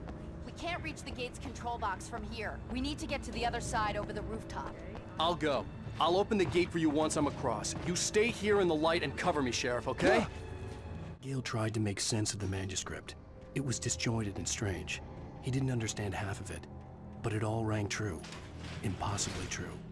He took out his hip flask when he reached the page that described how he reached the page that made him take out his hip flask. It wasn't the booze that made his mind reel. Gale felt the situation veering out of his control, but the gun at least felt steady in his hands. He was ready to fire, resolved that he would let this happen over his dead body. And yet he hesitated. He had seen this moment before, read it in the page. He was transfixed by the déjà vu and the horror that he was a character in a story someone had written. Then the monstrous presence burst in behind him and dragged him into the night. He was in his element, making calls, making things happen, even if he didn't entirely know what those things were. He wouldn't let the hot sheriff chick down. Even if every noise he heard from outside, and he heard plenty, made him jump. He had only paused to text Al a message, told him to hurry up. Hey, Sheriff, Suddenly, Barry froze in password. mid-dial. Night A Springs? window broke What's somewhere that in all the about? building, and then the lights went out. We have that Brightfalls is the original inspiration for the TV show. This town can get weird at times. Never this weird, though. You need to bypass the damaged control box. What am I, an electrician? Hold on!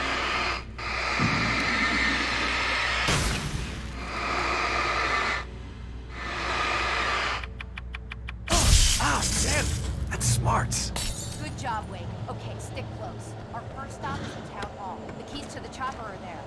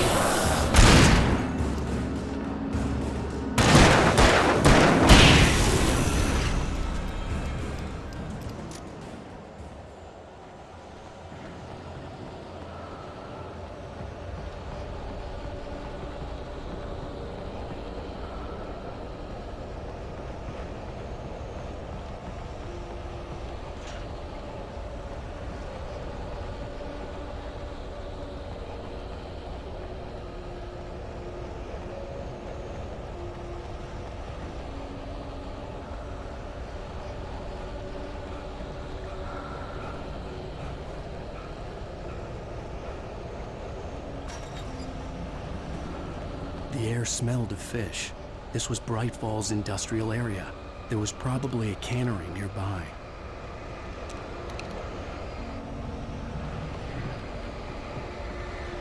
Fishing can be a hobby I enjoy.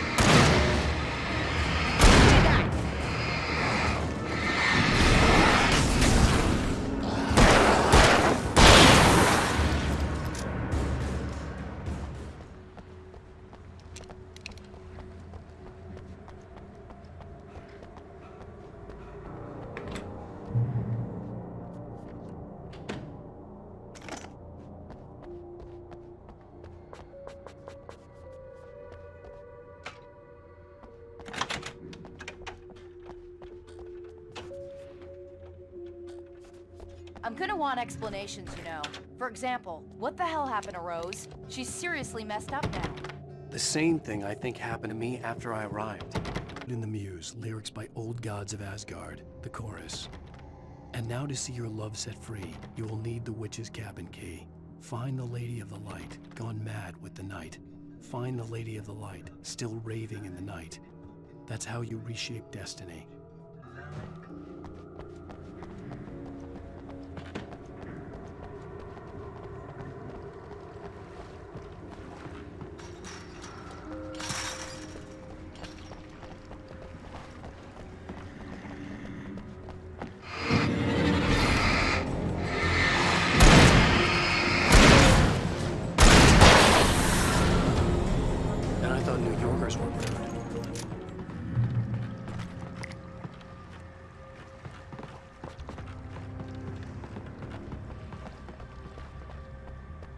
You have the right to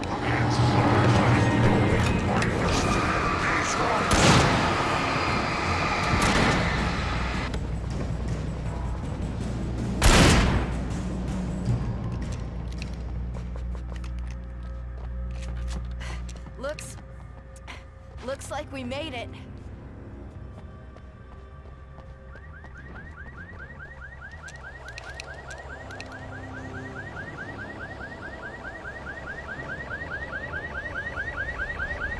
Wait, over here! There's light!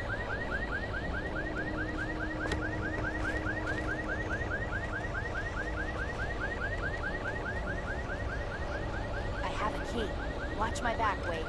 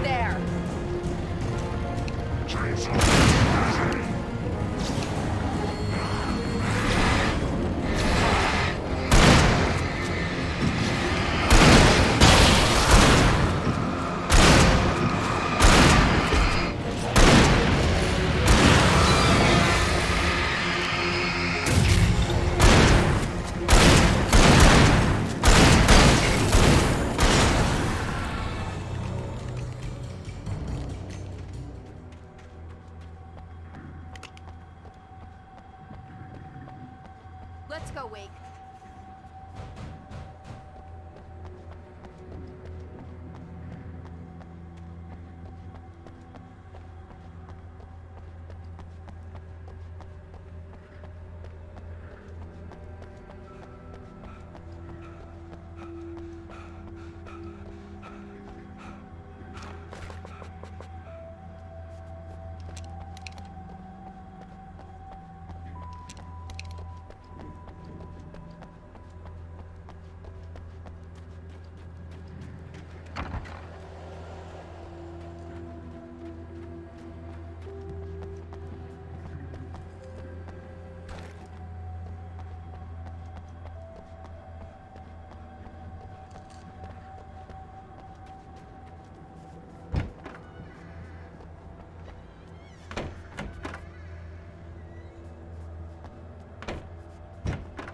Okay, someone's messed with the fuse box here, but you should be able to jury-rig it while I find the keys.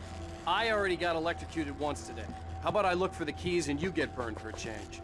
Fine. They should be in the clerk's office on the other side of the building, near the main entrance.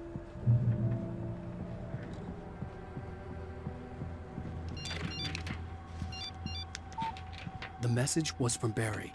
He was getting worried at the station. He wanted us to hurry.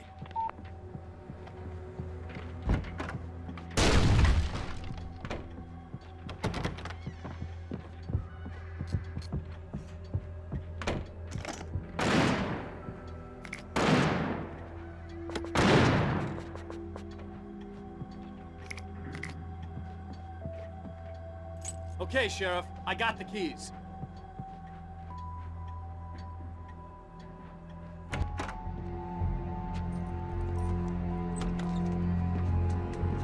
Barry? Why isn't he inside? Oh God! Oh God!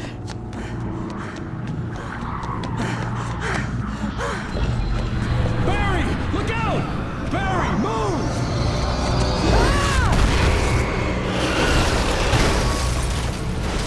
Barry! He made it inside, Wake. He's okay. The storefront's blocked. Come on, Wake, let's go around. We can meet him in the back.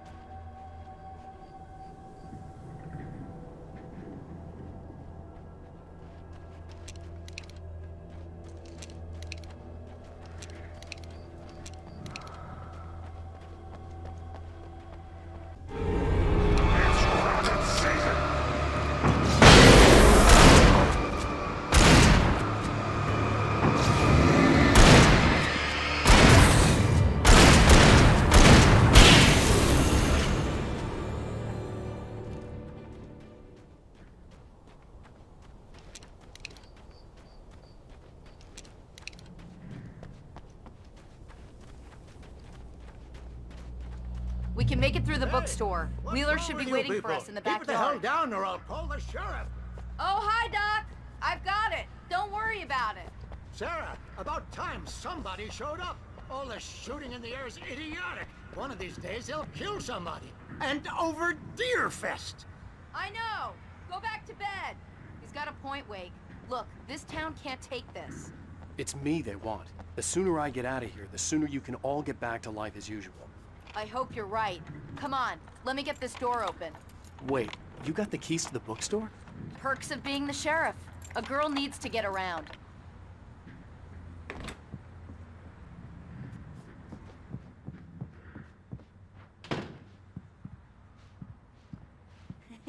They're really taking advantage of your presence here, Wake. I heard they're selling a lot of your 𝐀𝐋𝐀𝐍 books.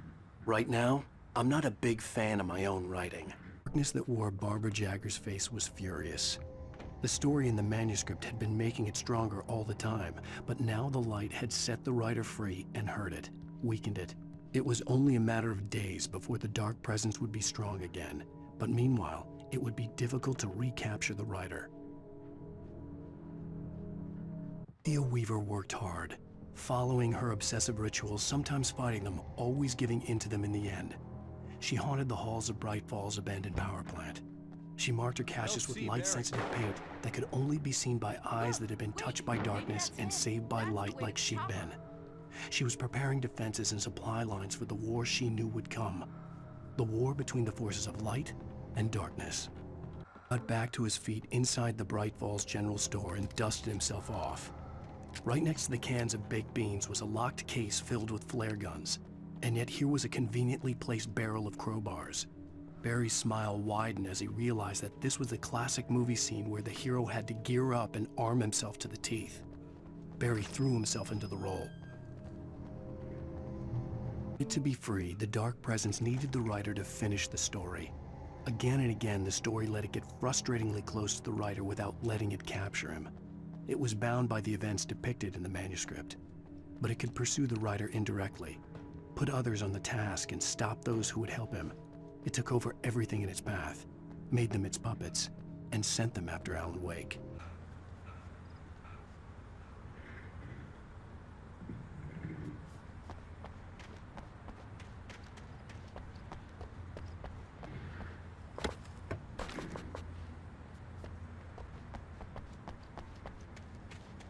I'm gonna give Pastor Howard a piece of my mind about this lock. Ugh, I told him to get it fixed. Here they come. Let's take a break.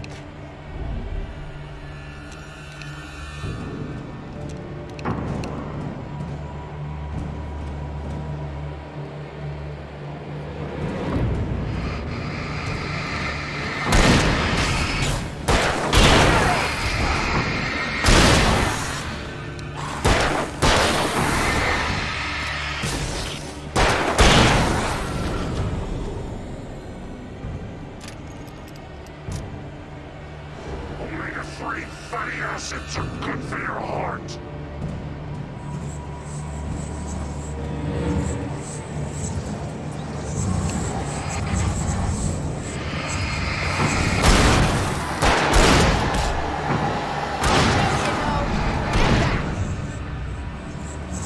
Wait, keep an eye out. I lost that one.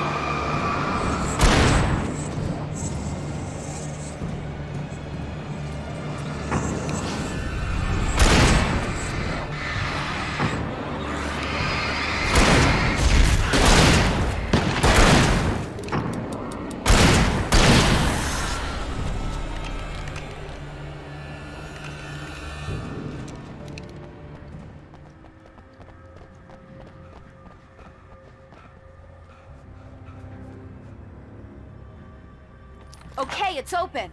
Let's go, Wake. Wow. We keep them lit all night long on the night before Deerfest. Why? Well, it's tradition.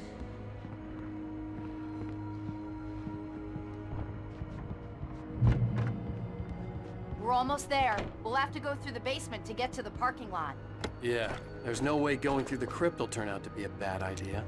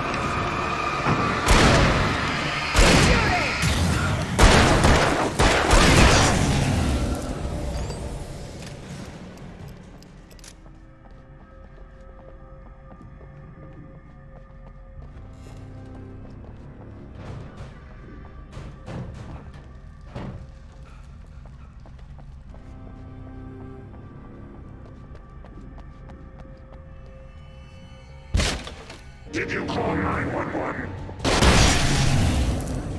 Guess that one saw the light, huh? You didn't like that one? A tough audience. Well, I got plenty more. What are the Christmas lights for? Protection, man. Like garlic against vampires. Vampires. The helicopter's just across the parking lot and up the hill. Come on! Had screamed until she had no voice left to scream. Around her, the darkness was alive. It was cold and wet and malevolent and without end. She was a prisoner, trapped in the dark place. The terror would have burned her mind out, but one thing made her hang on. She could sense Alan in the dark. She could hear him. She could see the words he was writing as flickering shadows. He sensed her too. He was trying to work his way to her. See this headlamp? It's like a superpower. I can just look at one of those things and they die. It's my flaming eye of Mordor. I wish I didn't say that. Yeah. Hey, I want a headlamp. Last one. Bastard.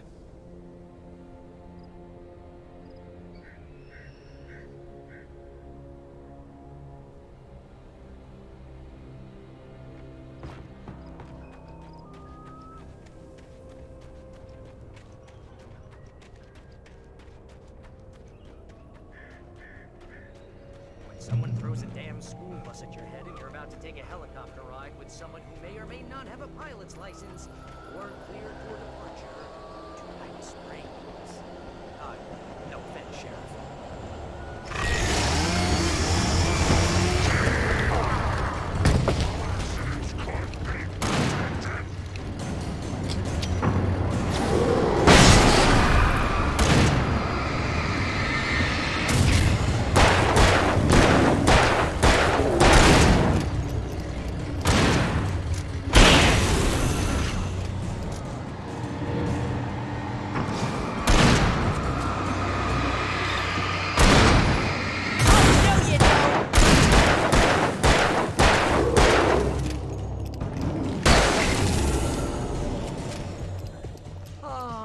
Get used to this. The helicopter's just up ahead. I'll need a while to prep for takeoff. Don't take too long. I want to get out of here.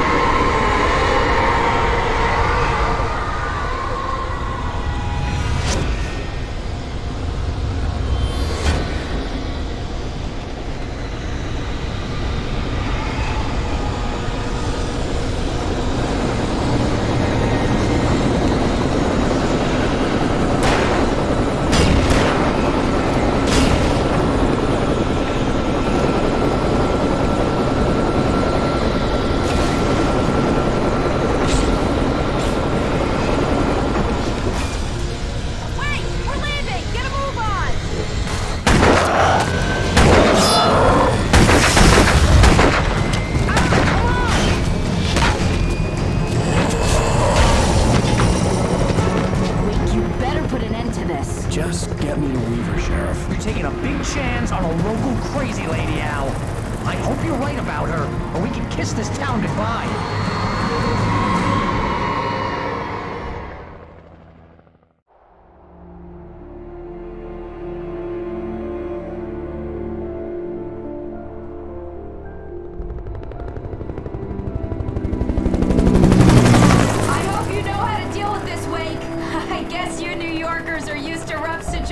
Like this. Right, the city's a war zone. King Kong, mutant alligators, and 𝐀𝐋𝐀𝐍 shoots the place up every weekend. Look, I never even carried a gun until a couple of days ago. Well, my dad used to be a cop there. Tells some pretty wild stories. Stuff like this? No, just normal bad stuff. Kinda like your books, Wake. I used to tease Dad that he was just like 𝐀𝐋𝐀𝐍. You've read me. Oh, sure. You're a pretty good writer. A little heavy on the metaphors, maybe. Nobody's ever said that before. We're coming up on the power plant. See the lit building over there? And that's the dam further up the river. I can't land here. I'll take her down the road across the river. Just get me there, Sheriff.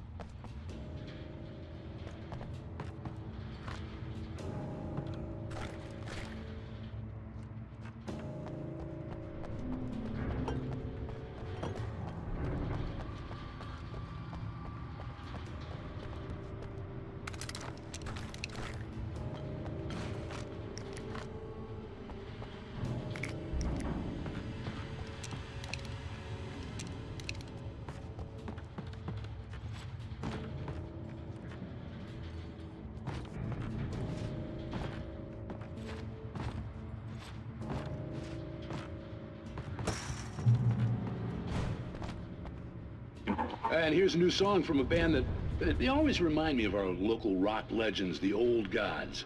I couldn't tell you why. I guess it's just, one of those things. Anyway, here's Poets of the Fall and their latest single, War.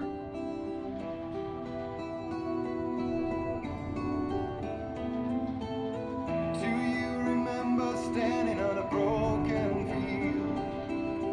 White crippled wings beating the sky. The harbingers of war with their nature revealed. And our children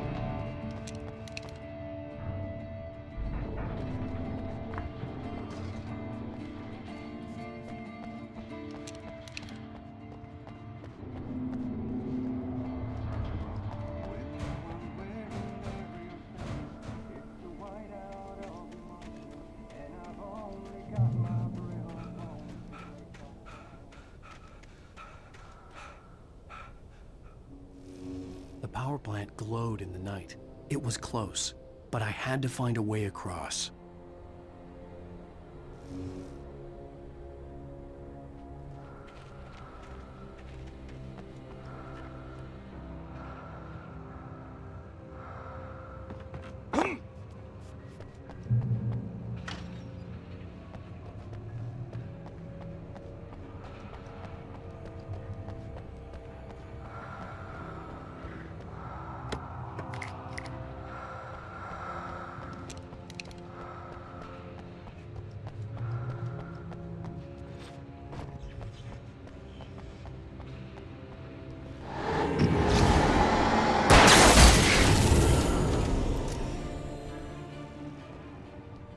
In the Muse, lyrics by Old Gods of Asgard, the chorus. And now to see your love set free, you will need the witch's cabin key. Find the Lady of the Light, gone mad with the night. Find the Lady of the Light, still raving in the night. That's how you reshape destiny.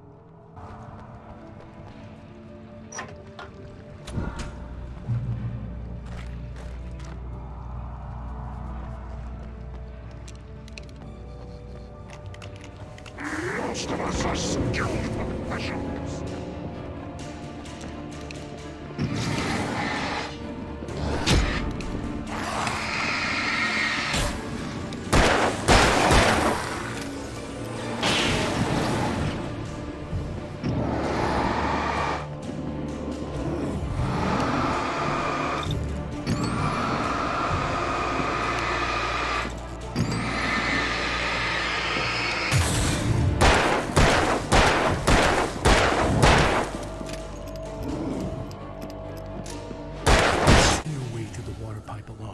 Cynthia was angry at the writer.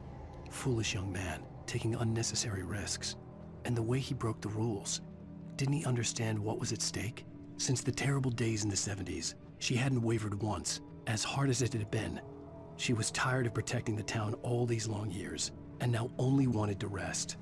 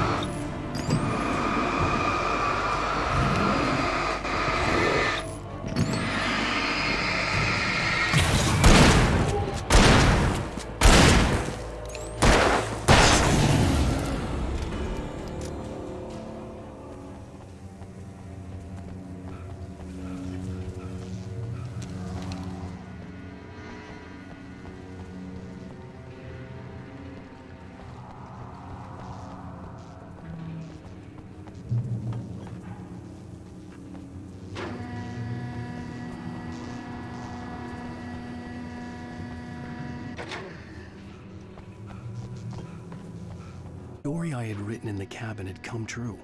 Touched by the dark presence, I had written a horror story, but the end was still missing. The story was incomplete, and the last unfinished page of the manuscript still sat in the typewriter in the cabin study.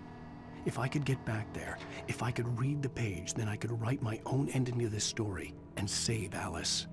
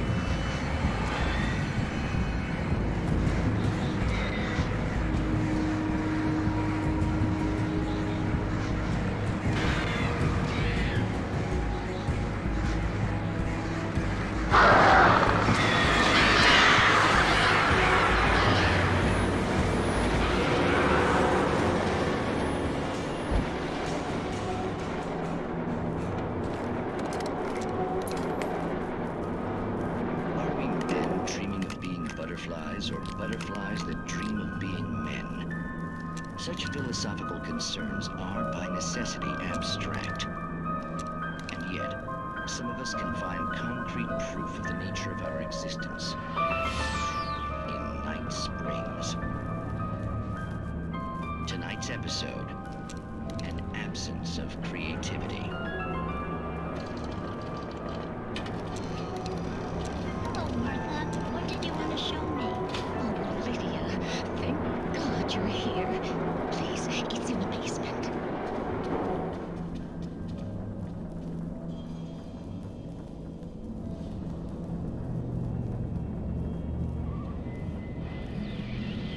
Oh, Martha. Oh, that's amazing. Isn't it just? I found it here this morning. It's like it isn't there, but oh, I can't look straight at it.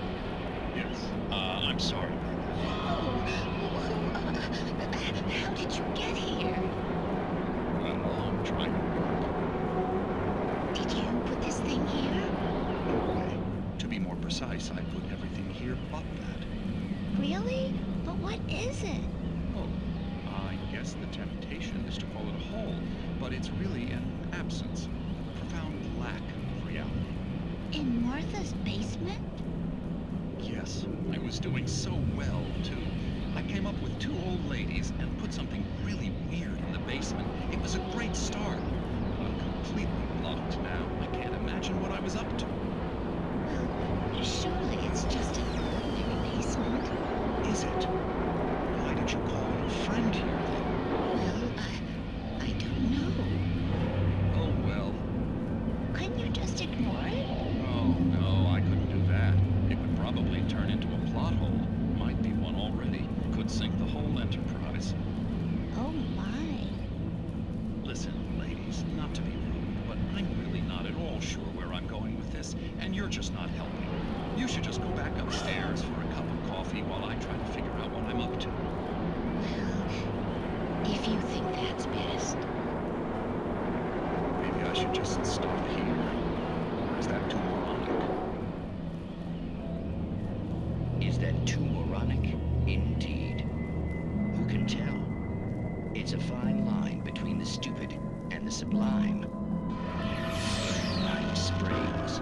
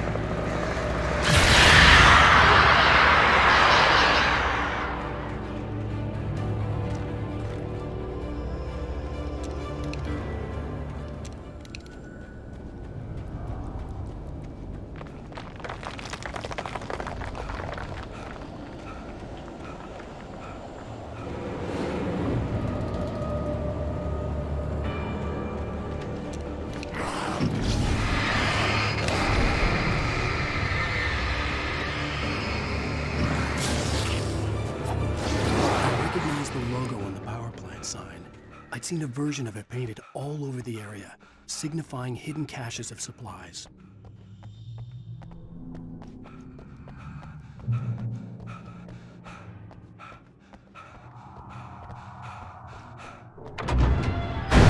Hold it right there! Miss Weaver! Cynthia! I'm a friend! Prove it!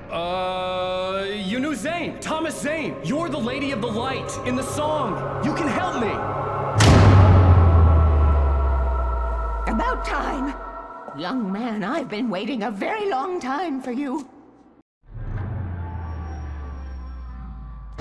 It's in the well-lit room. Excuse me?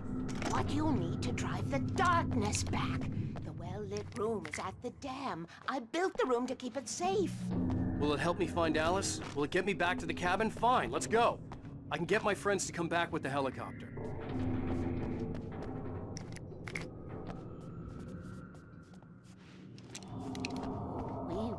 Outside. Never at night. That's rule number 1. You've been breaking the rules, young man, and where has that gotten us, No, I have a secret route, a lit route, an old water pipe.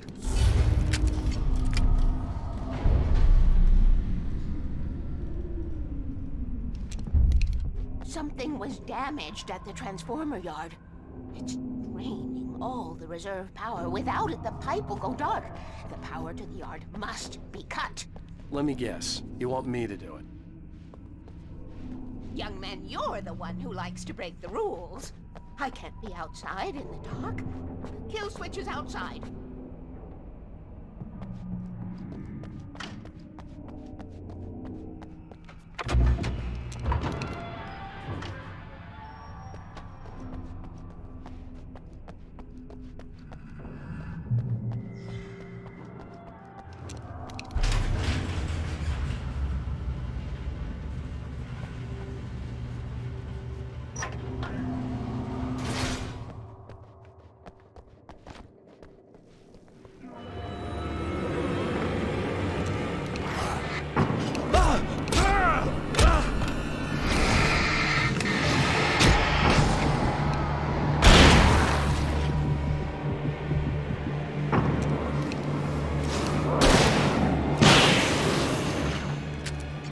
Sent me to cut the power to the transformer yard. I was willing to do grunt work for her to get her to help me. I hoped Weaver was dependable. I'd stumbled into this crazy world a little over a week ago. She had been living this insanity for decades.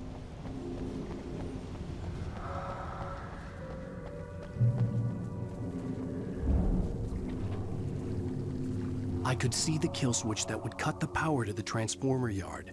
Now I had to find a way to reach it.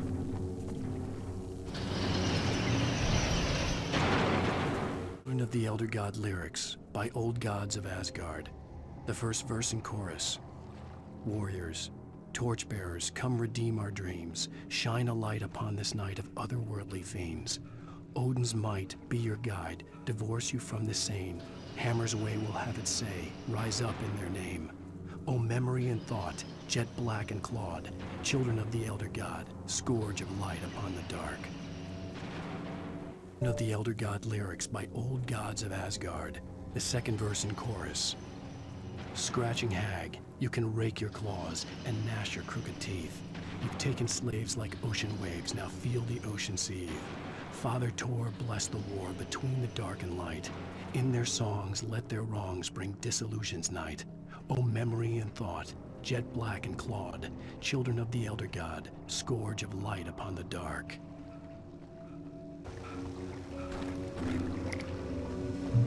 Who designs these things?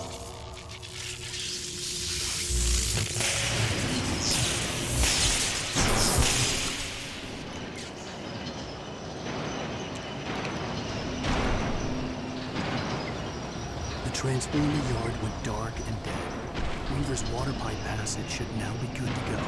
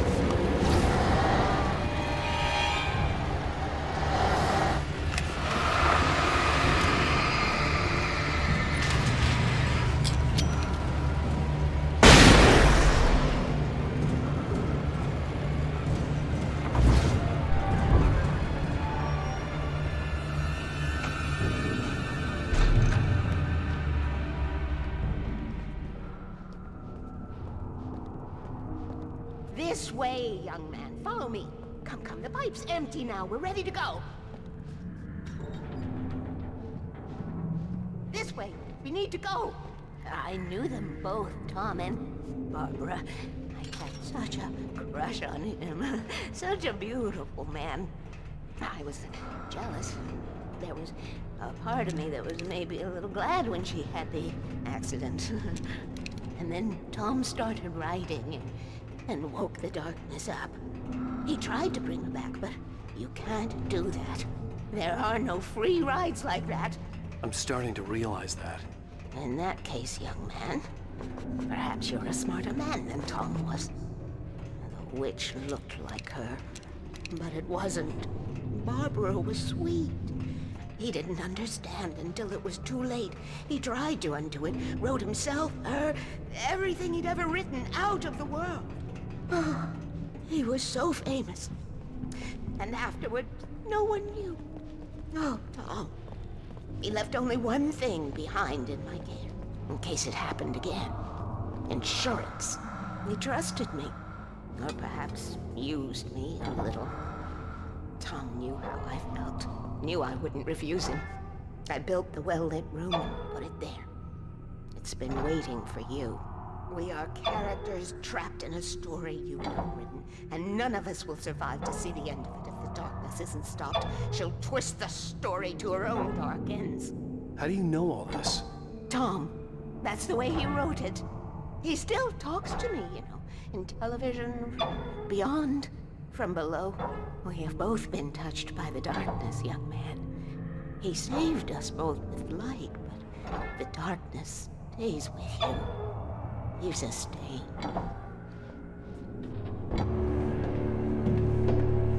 This pipe will take us directly to the well-lit room. Okay, I need to call my friends, tell them where we're going.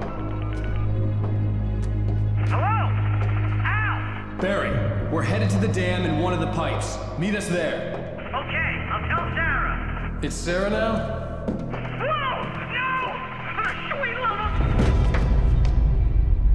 Barry! Barry!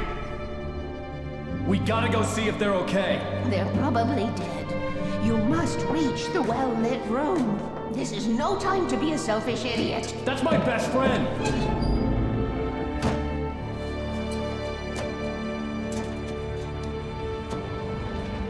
Well, be a fool. I'll use the pipe. I'll meet you at the dam if you make it.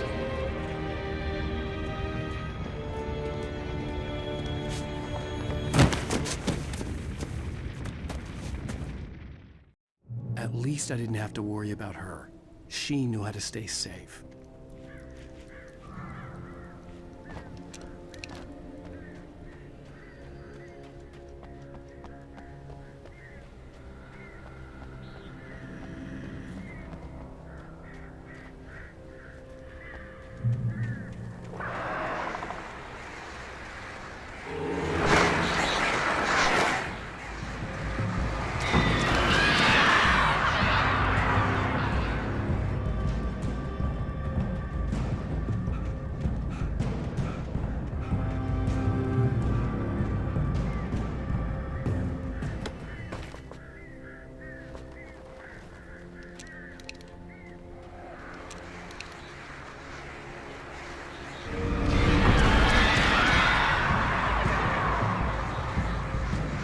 Was almost starting to relax. Maybe they could turn this into a win yet. Suddenly, there was a piercing sound, like a table saw gone wild, as 100 birds made out of shadows swarmed into the rotor. The chopper bucked wildly and the board lit up, telling her what she already knew. They were going down.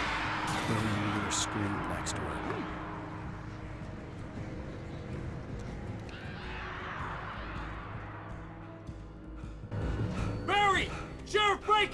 Sarah! The crash site looked bad, but as far as I could tell, the wreck was empty.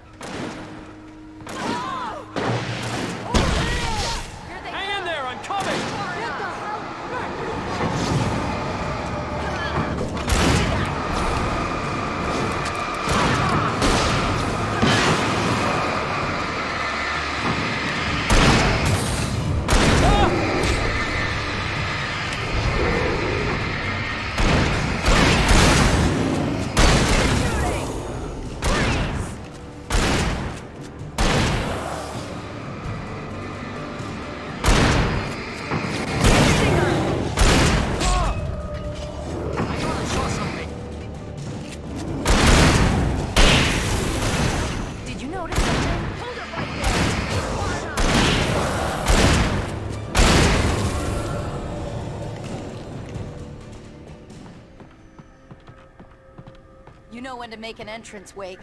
We were ready to make like Butch Cassidy and the Sundance Kid. I have a different ending in mind. Yeah, I'm fine. Thanks for asking. I knew you'd be all right. How's that? The flaming eye of Mordor? Didn't we have somewhere to go? Weaver will meet us at the dam.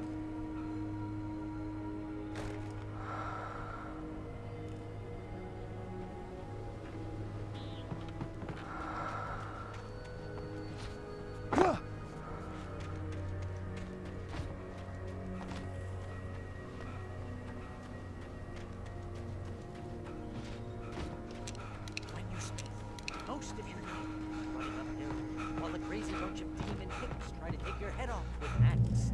You know your helicopter crash landed in Night Springs. Oh god! Oh god! Oh god! I can't believe we made it!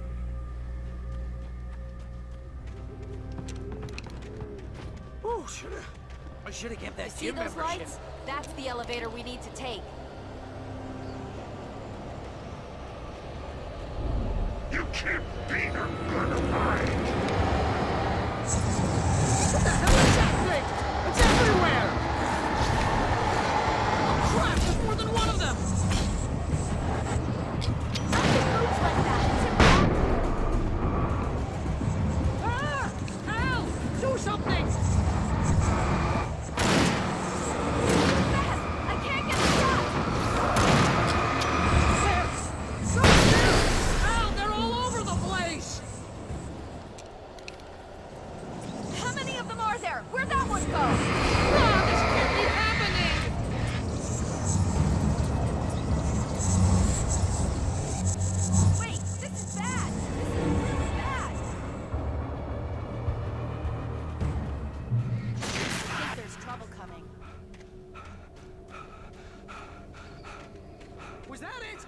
we safe? That was... wow. I think we're okay. Hey, Al, I got a bad feeling. Let's keep our eyes open. Try not to get us killed.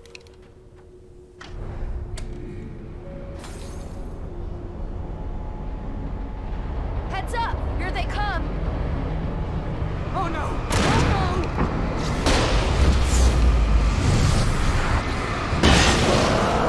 no! They're coming! We have to hold them off!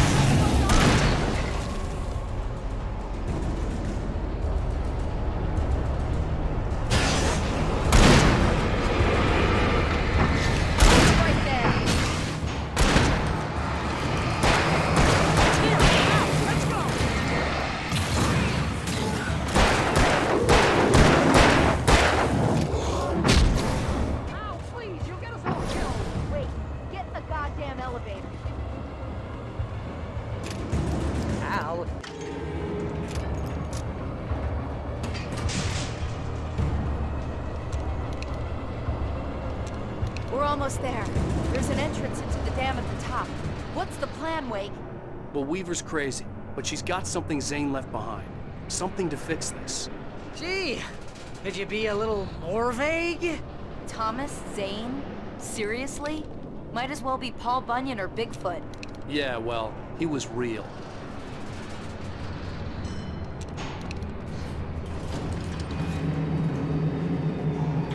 Let's be careful, okay? Oh, jeez, I hate this. Okay, Wake. There's a button over there that...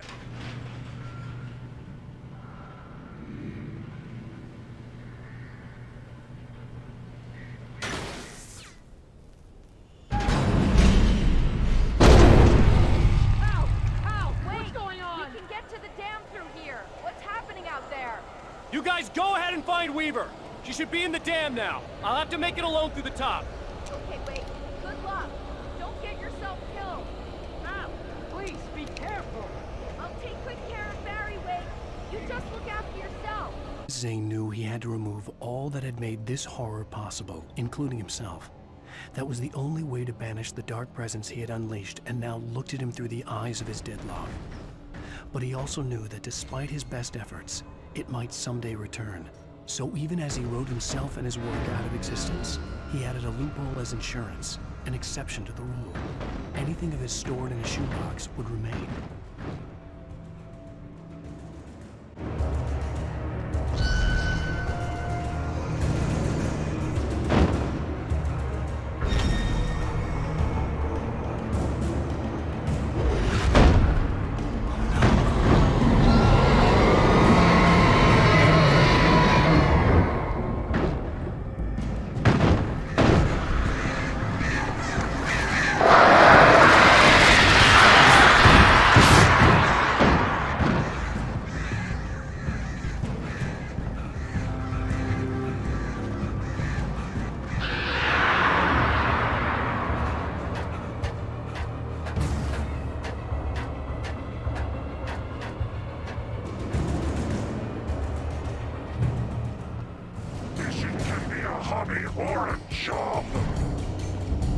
I was ridiculously outnumbered. The searchlight could even the odds.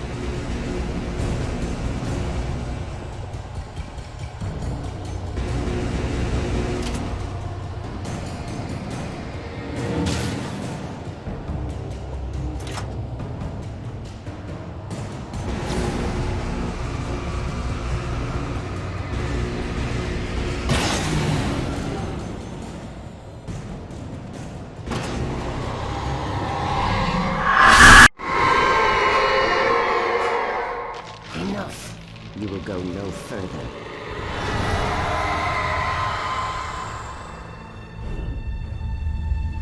Stop now.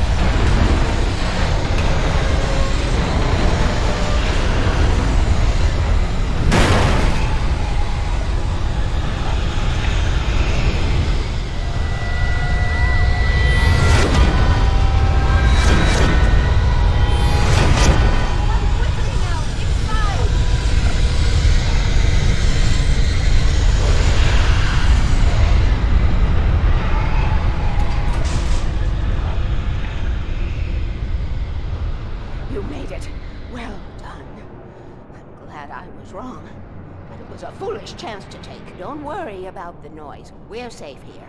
I have looked after the well-lit room for many, many years now. There is no shadow in the well-lit room. The hour is fail-safe, and all the bulbs are numbered and changed regularly based on their make and model. Right.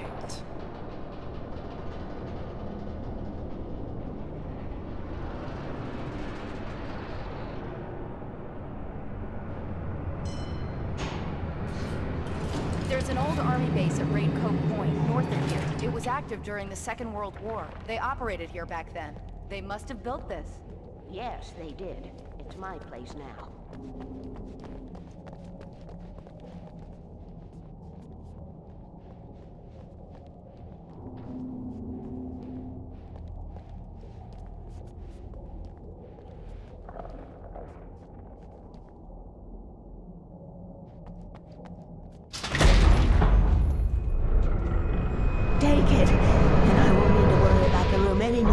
Because 6 and 33 and 118 need changing soon, and I don't want to climb up the ladder to change them because it's very late and I'm tired.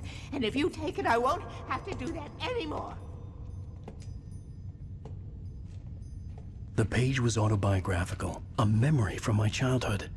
But I didn't write this. It was a page written by Thomas Zane. None of them were supposed to exist anymore.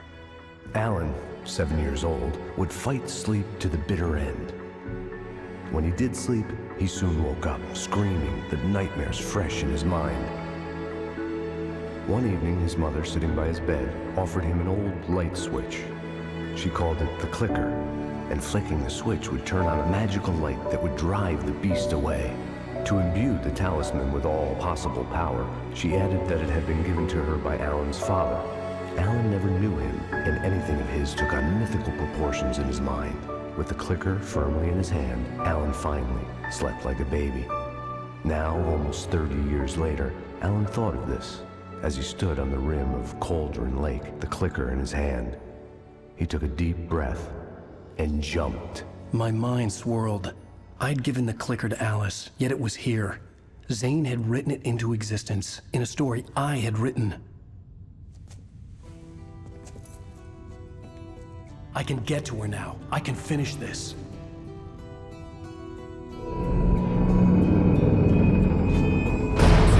Remember standing on a broken field, white crippled wings beating the sky, the harbingers of war with their nature revealed, and our chances flowing by.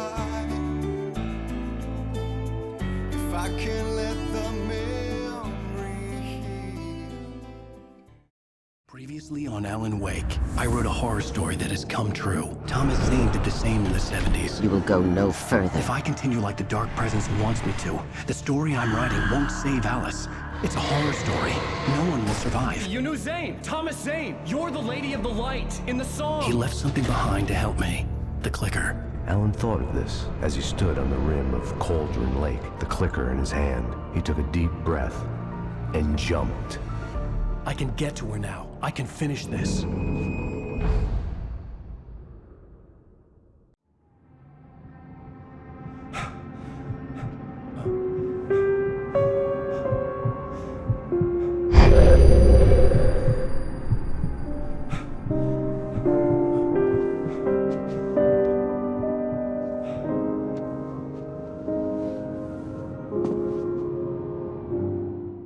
I had a hangover. My head was about to explode and the light hurt my eyes. I needed my sunglasses and painkillers to dull the pain. In one of my finer moments of self-deception, I swore to quit drinking.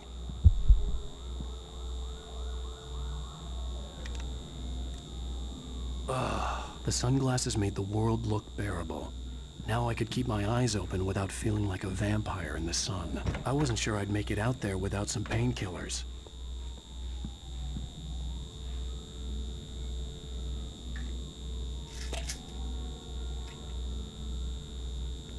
The pills worked fast. The prospect of being awake started to seem bearable again. There was a message waiting for me on the machine. You have one new message. Ow! Are you still asleep? Wakey, wakey! You should have your show on your TiVo. If Alice wasn't too mad to record it. Now, she called me earlier and really chewed me out. Yeah, we went a little overboard last night. But parties are a part of this business. Al, look, I'm saying this as your friend.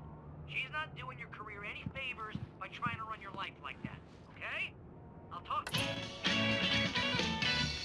Ladies and gentlemen, welcome back to the 𝐀𝐋𝐀𝐍 Show. Thank you, everybody. We have a great show tonight. I've been talking with the best-selling author Alan Wake about his new book, The Sudden Stop. Yeah, good read. Go buy it. No, it is a good read. Look, I'm gonna be honest here. Is that wise? No, but I'm gonna do it anyway. Did you watch the show? I didn't say anything stupid if that's what you want to know. Okay, Grumpy. You want an aspirin or something? Are you going to start with me about drinking now? You know what? Go back to sleep, Alan.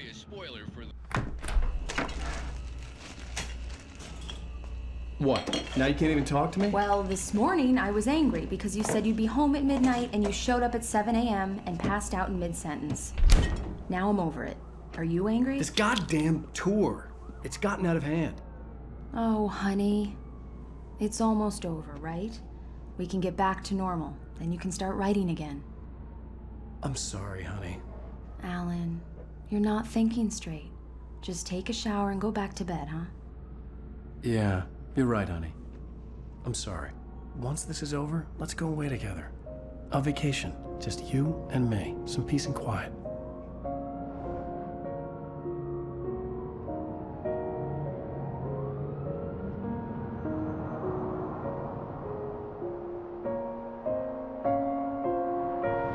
Somehow, the clicker was the key to the cabin. I had to return to Cauldron Lake to save Alice.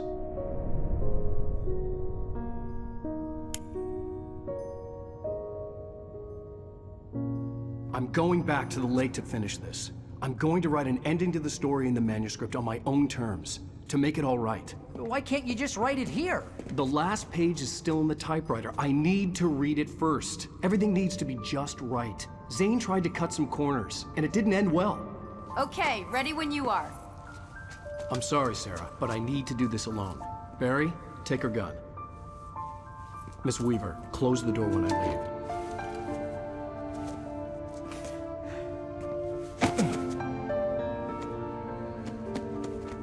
Good luck, Al. See you later.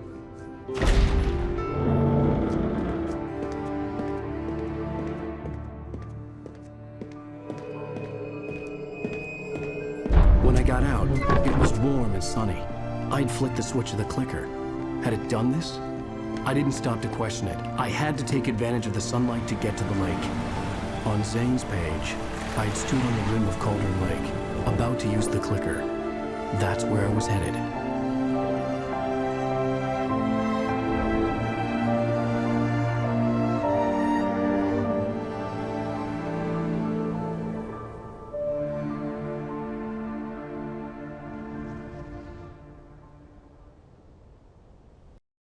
Alone, in daylight, surrounded by the beauty of the Pacific Northwest landscape, it was hard not to let doubt creep in one last time.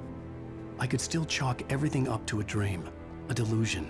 I had enough imagination to make up something like this, having been in the cabin all this time, trapped in a story inside my head, gone mad from grief over Alice's death like Hartman had claimed. There would be no way of knowing.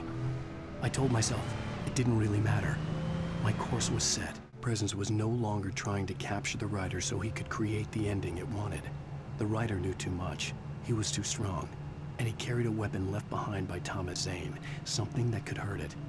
Now, the darkness was doing everything in its power to simply stop the writer from ever reaching Cauldron Lake and the dark place it came from. The bottom of Cauldron Lake was a graveyard of things the lake had claimed in one way or another over the decades. The dark presence brought them up in its wake, scattering the rotten waterlogged hull of an old boat here, the remains of a long-ago crashed airplane there. Trees shattered under the impacts. The earth groaned. It didn't even notice. Wood in the Muse, lyrics by old gods of Asgard. The first verse. There's an old tale wrought with mystery of Tom the poet and his muse, and a magic lake which gave a life to the words the poet used. Now the muse, she was his happiness, and he rhymed about her grace, and told her stories of treasures deep beneath the blackened waves, till in the stillness of one dawn, still in its misty crown, the muse she went down to the lake, and in the waves she drowned.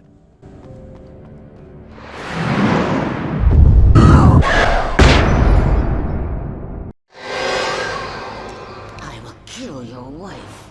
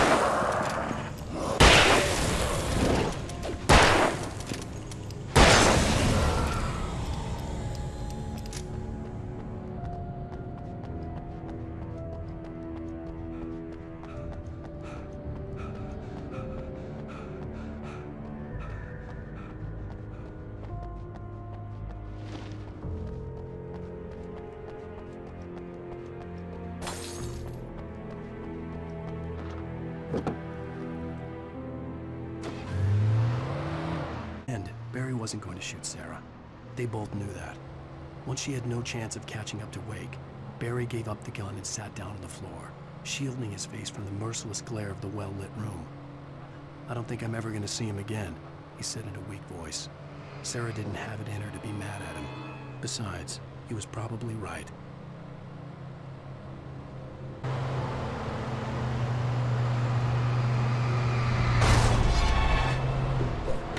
Poet in the Muse, lyrics by old gods of Asgard, the second verse.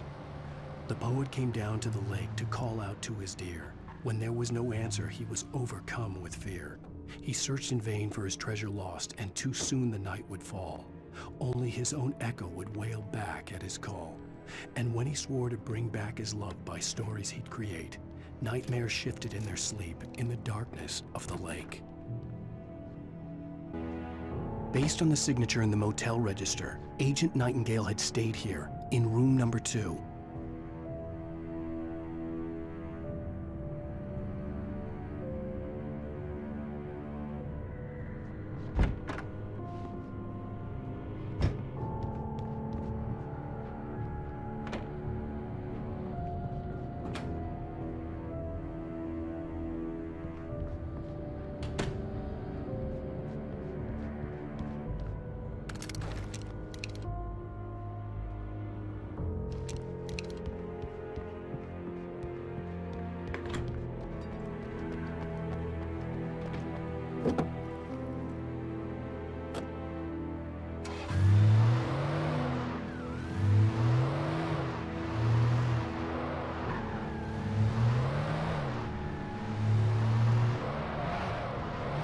cut its heart out.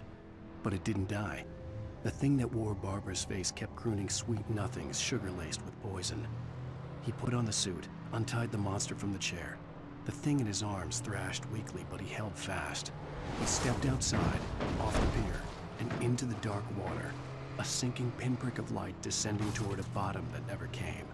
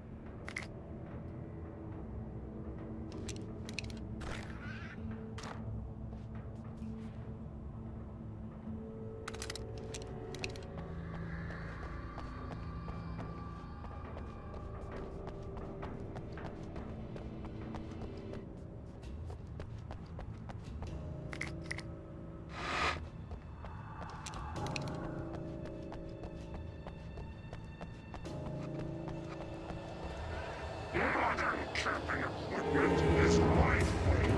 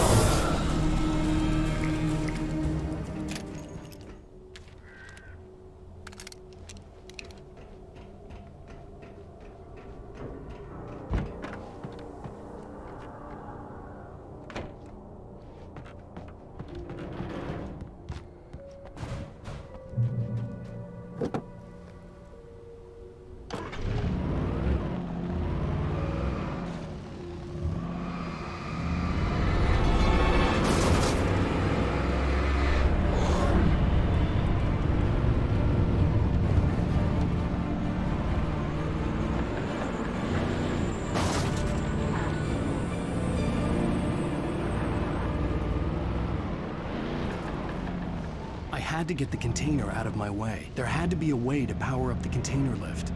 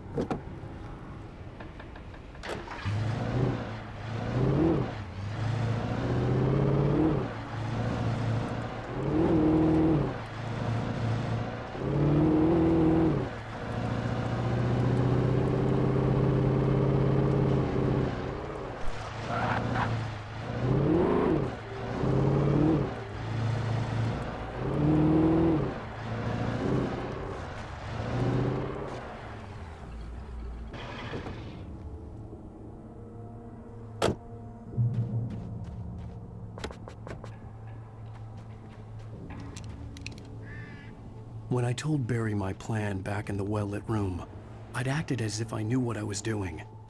I didn't. I was operating on the shifting logic of a dream. I had to fight my way to the lake through the horrors of the night. I had to flick an old battered light switch imbued with childhood magic. I had to write a happy ending to a horror story. I had to save my wife from the dark prison she was being held in.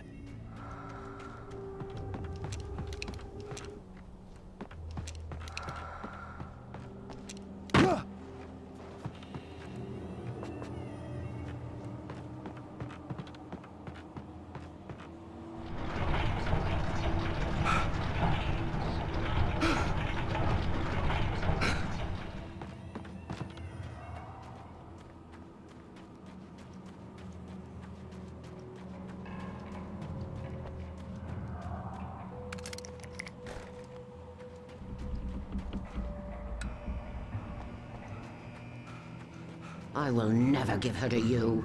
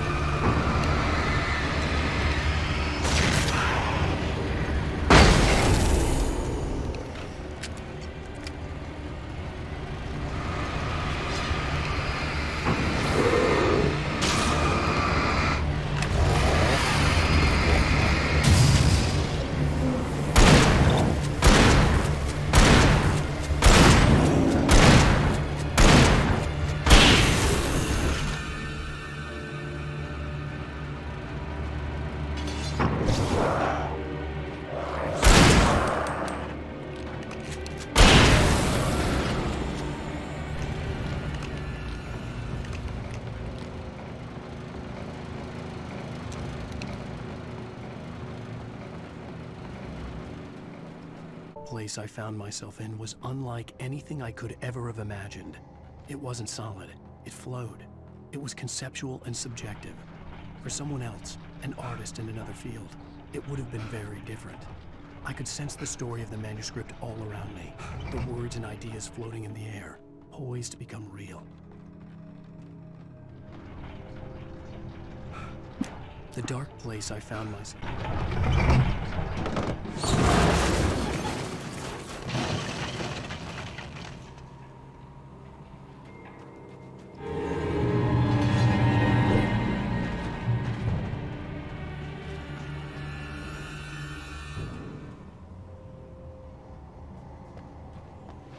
I could see Mirror Peak in the distance. That's where Cauldron Lake was.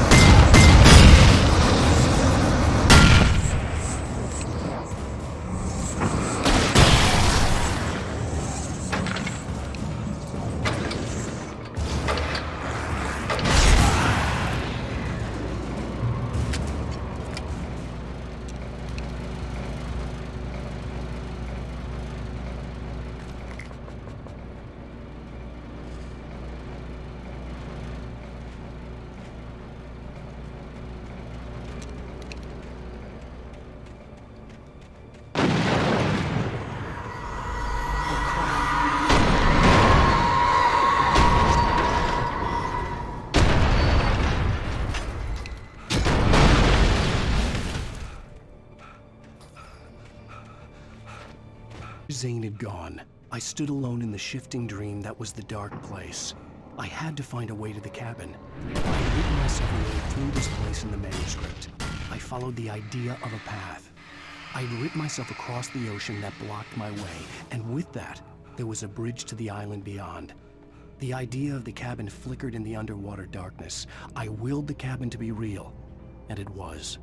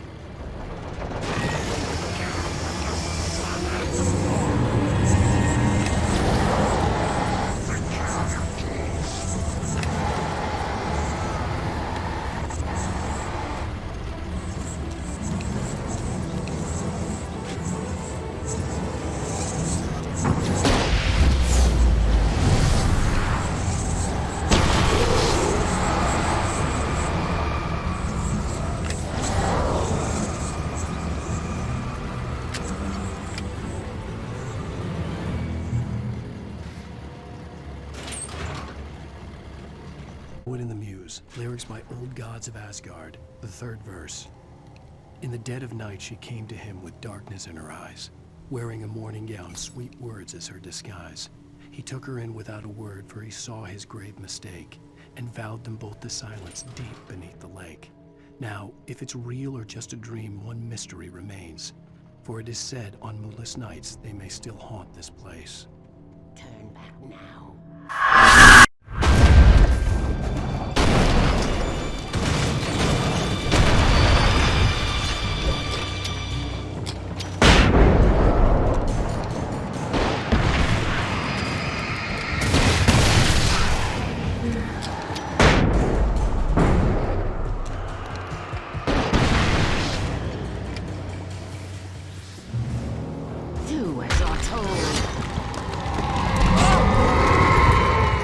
Heard the poem in a dream, recited by a strange UFO-like light. I'd read it again in the cabin in a book by Thomas Zane. For he did not know that beyond the lake he called home lies a deeper, darker ocean green, where waves are both wilder and more serene. To its ports I've been, to its ports I've been.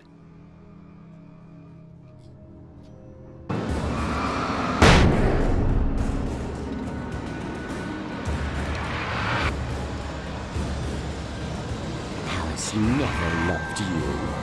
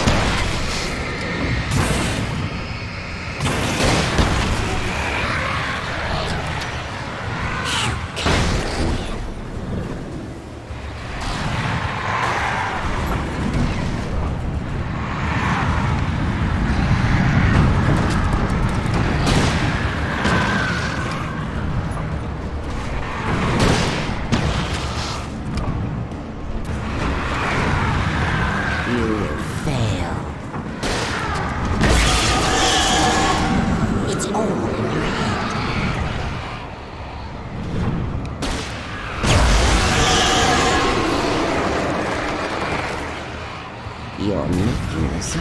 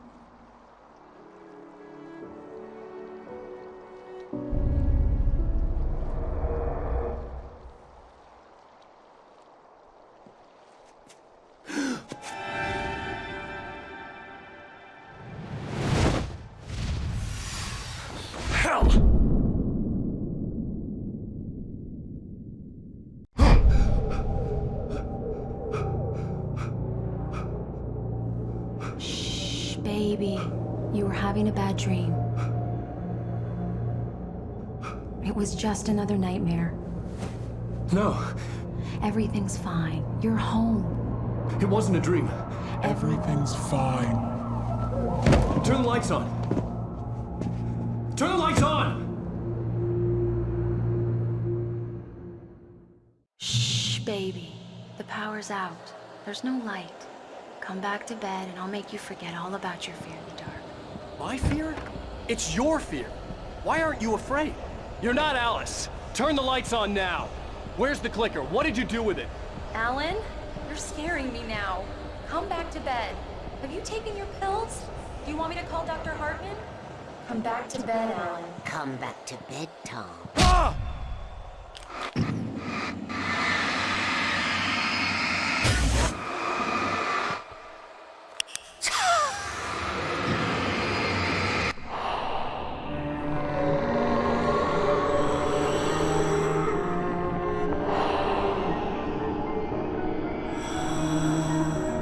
You must find your way to the cabin.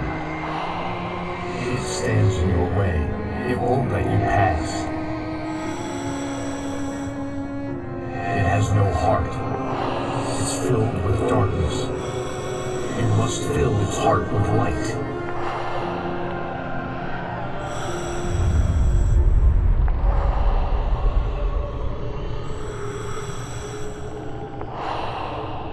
Don't mind him, he's Mr. Scott. Your friends will meet him when you're gone.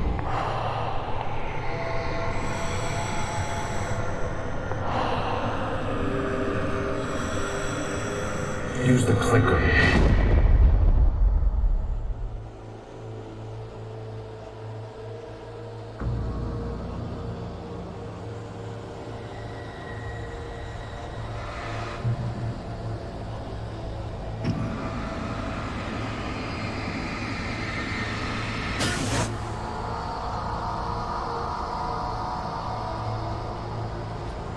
I'm leaving you. What? I'm leaving you, Alan. I met someone. I'm in love with someone else. Alice? No, what do you say? You can't... You don't love me. How could you? You don't even love yourself. All you do is torture yourself with work you can't do anymore. No, I love you more than anything in the world. You're my muse. I'm not. Who are you? What have you done with my Alice? Alan? What are you doing? Put the light back on. What are you doing, Alan? Stop! Put the light back on! It wasn't true. Nothing like that had ever happened. You're not my Barbara. Tom. I promise to be good. Please, untie me, you naughty boy. I will help you write your masterpiece. I will love you forever. No, you're not Barbara Jagger. I made a terrible mistake. I should have...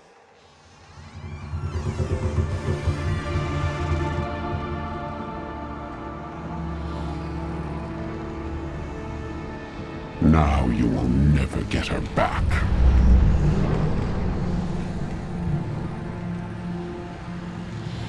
I am much older than you. Older than your first work of art. I will find a new face to wear. Someone else to dream me free.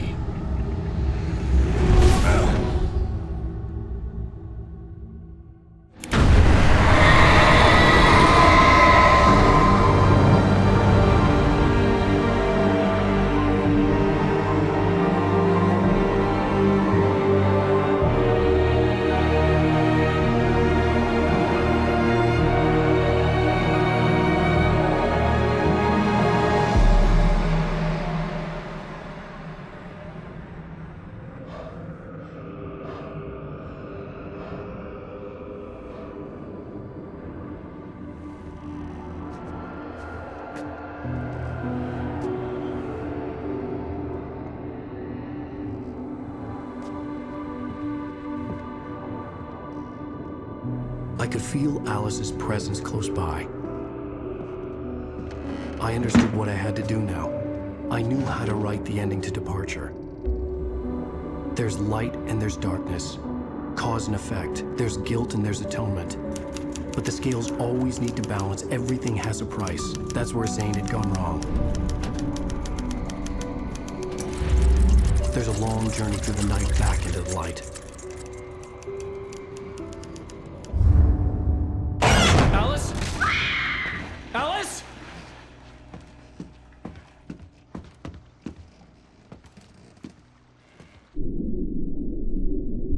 Oh no!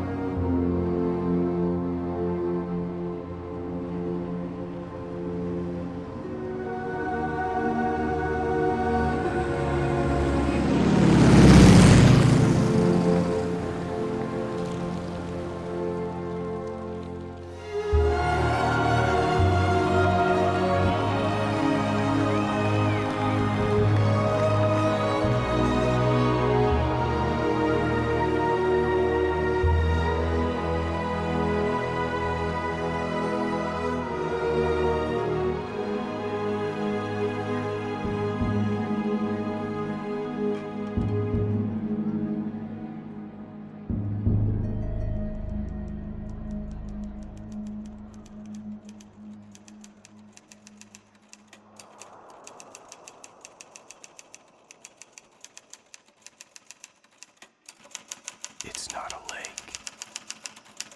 It's an ocean.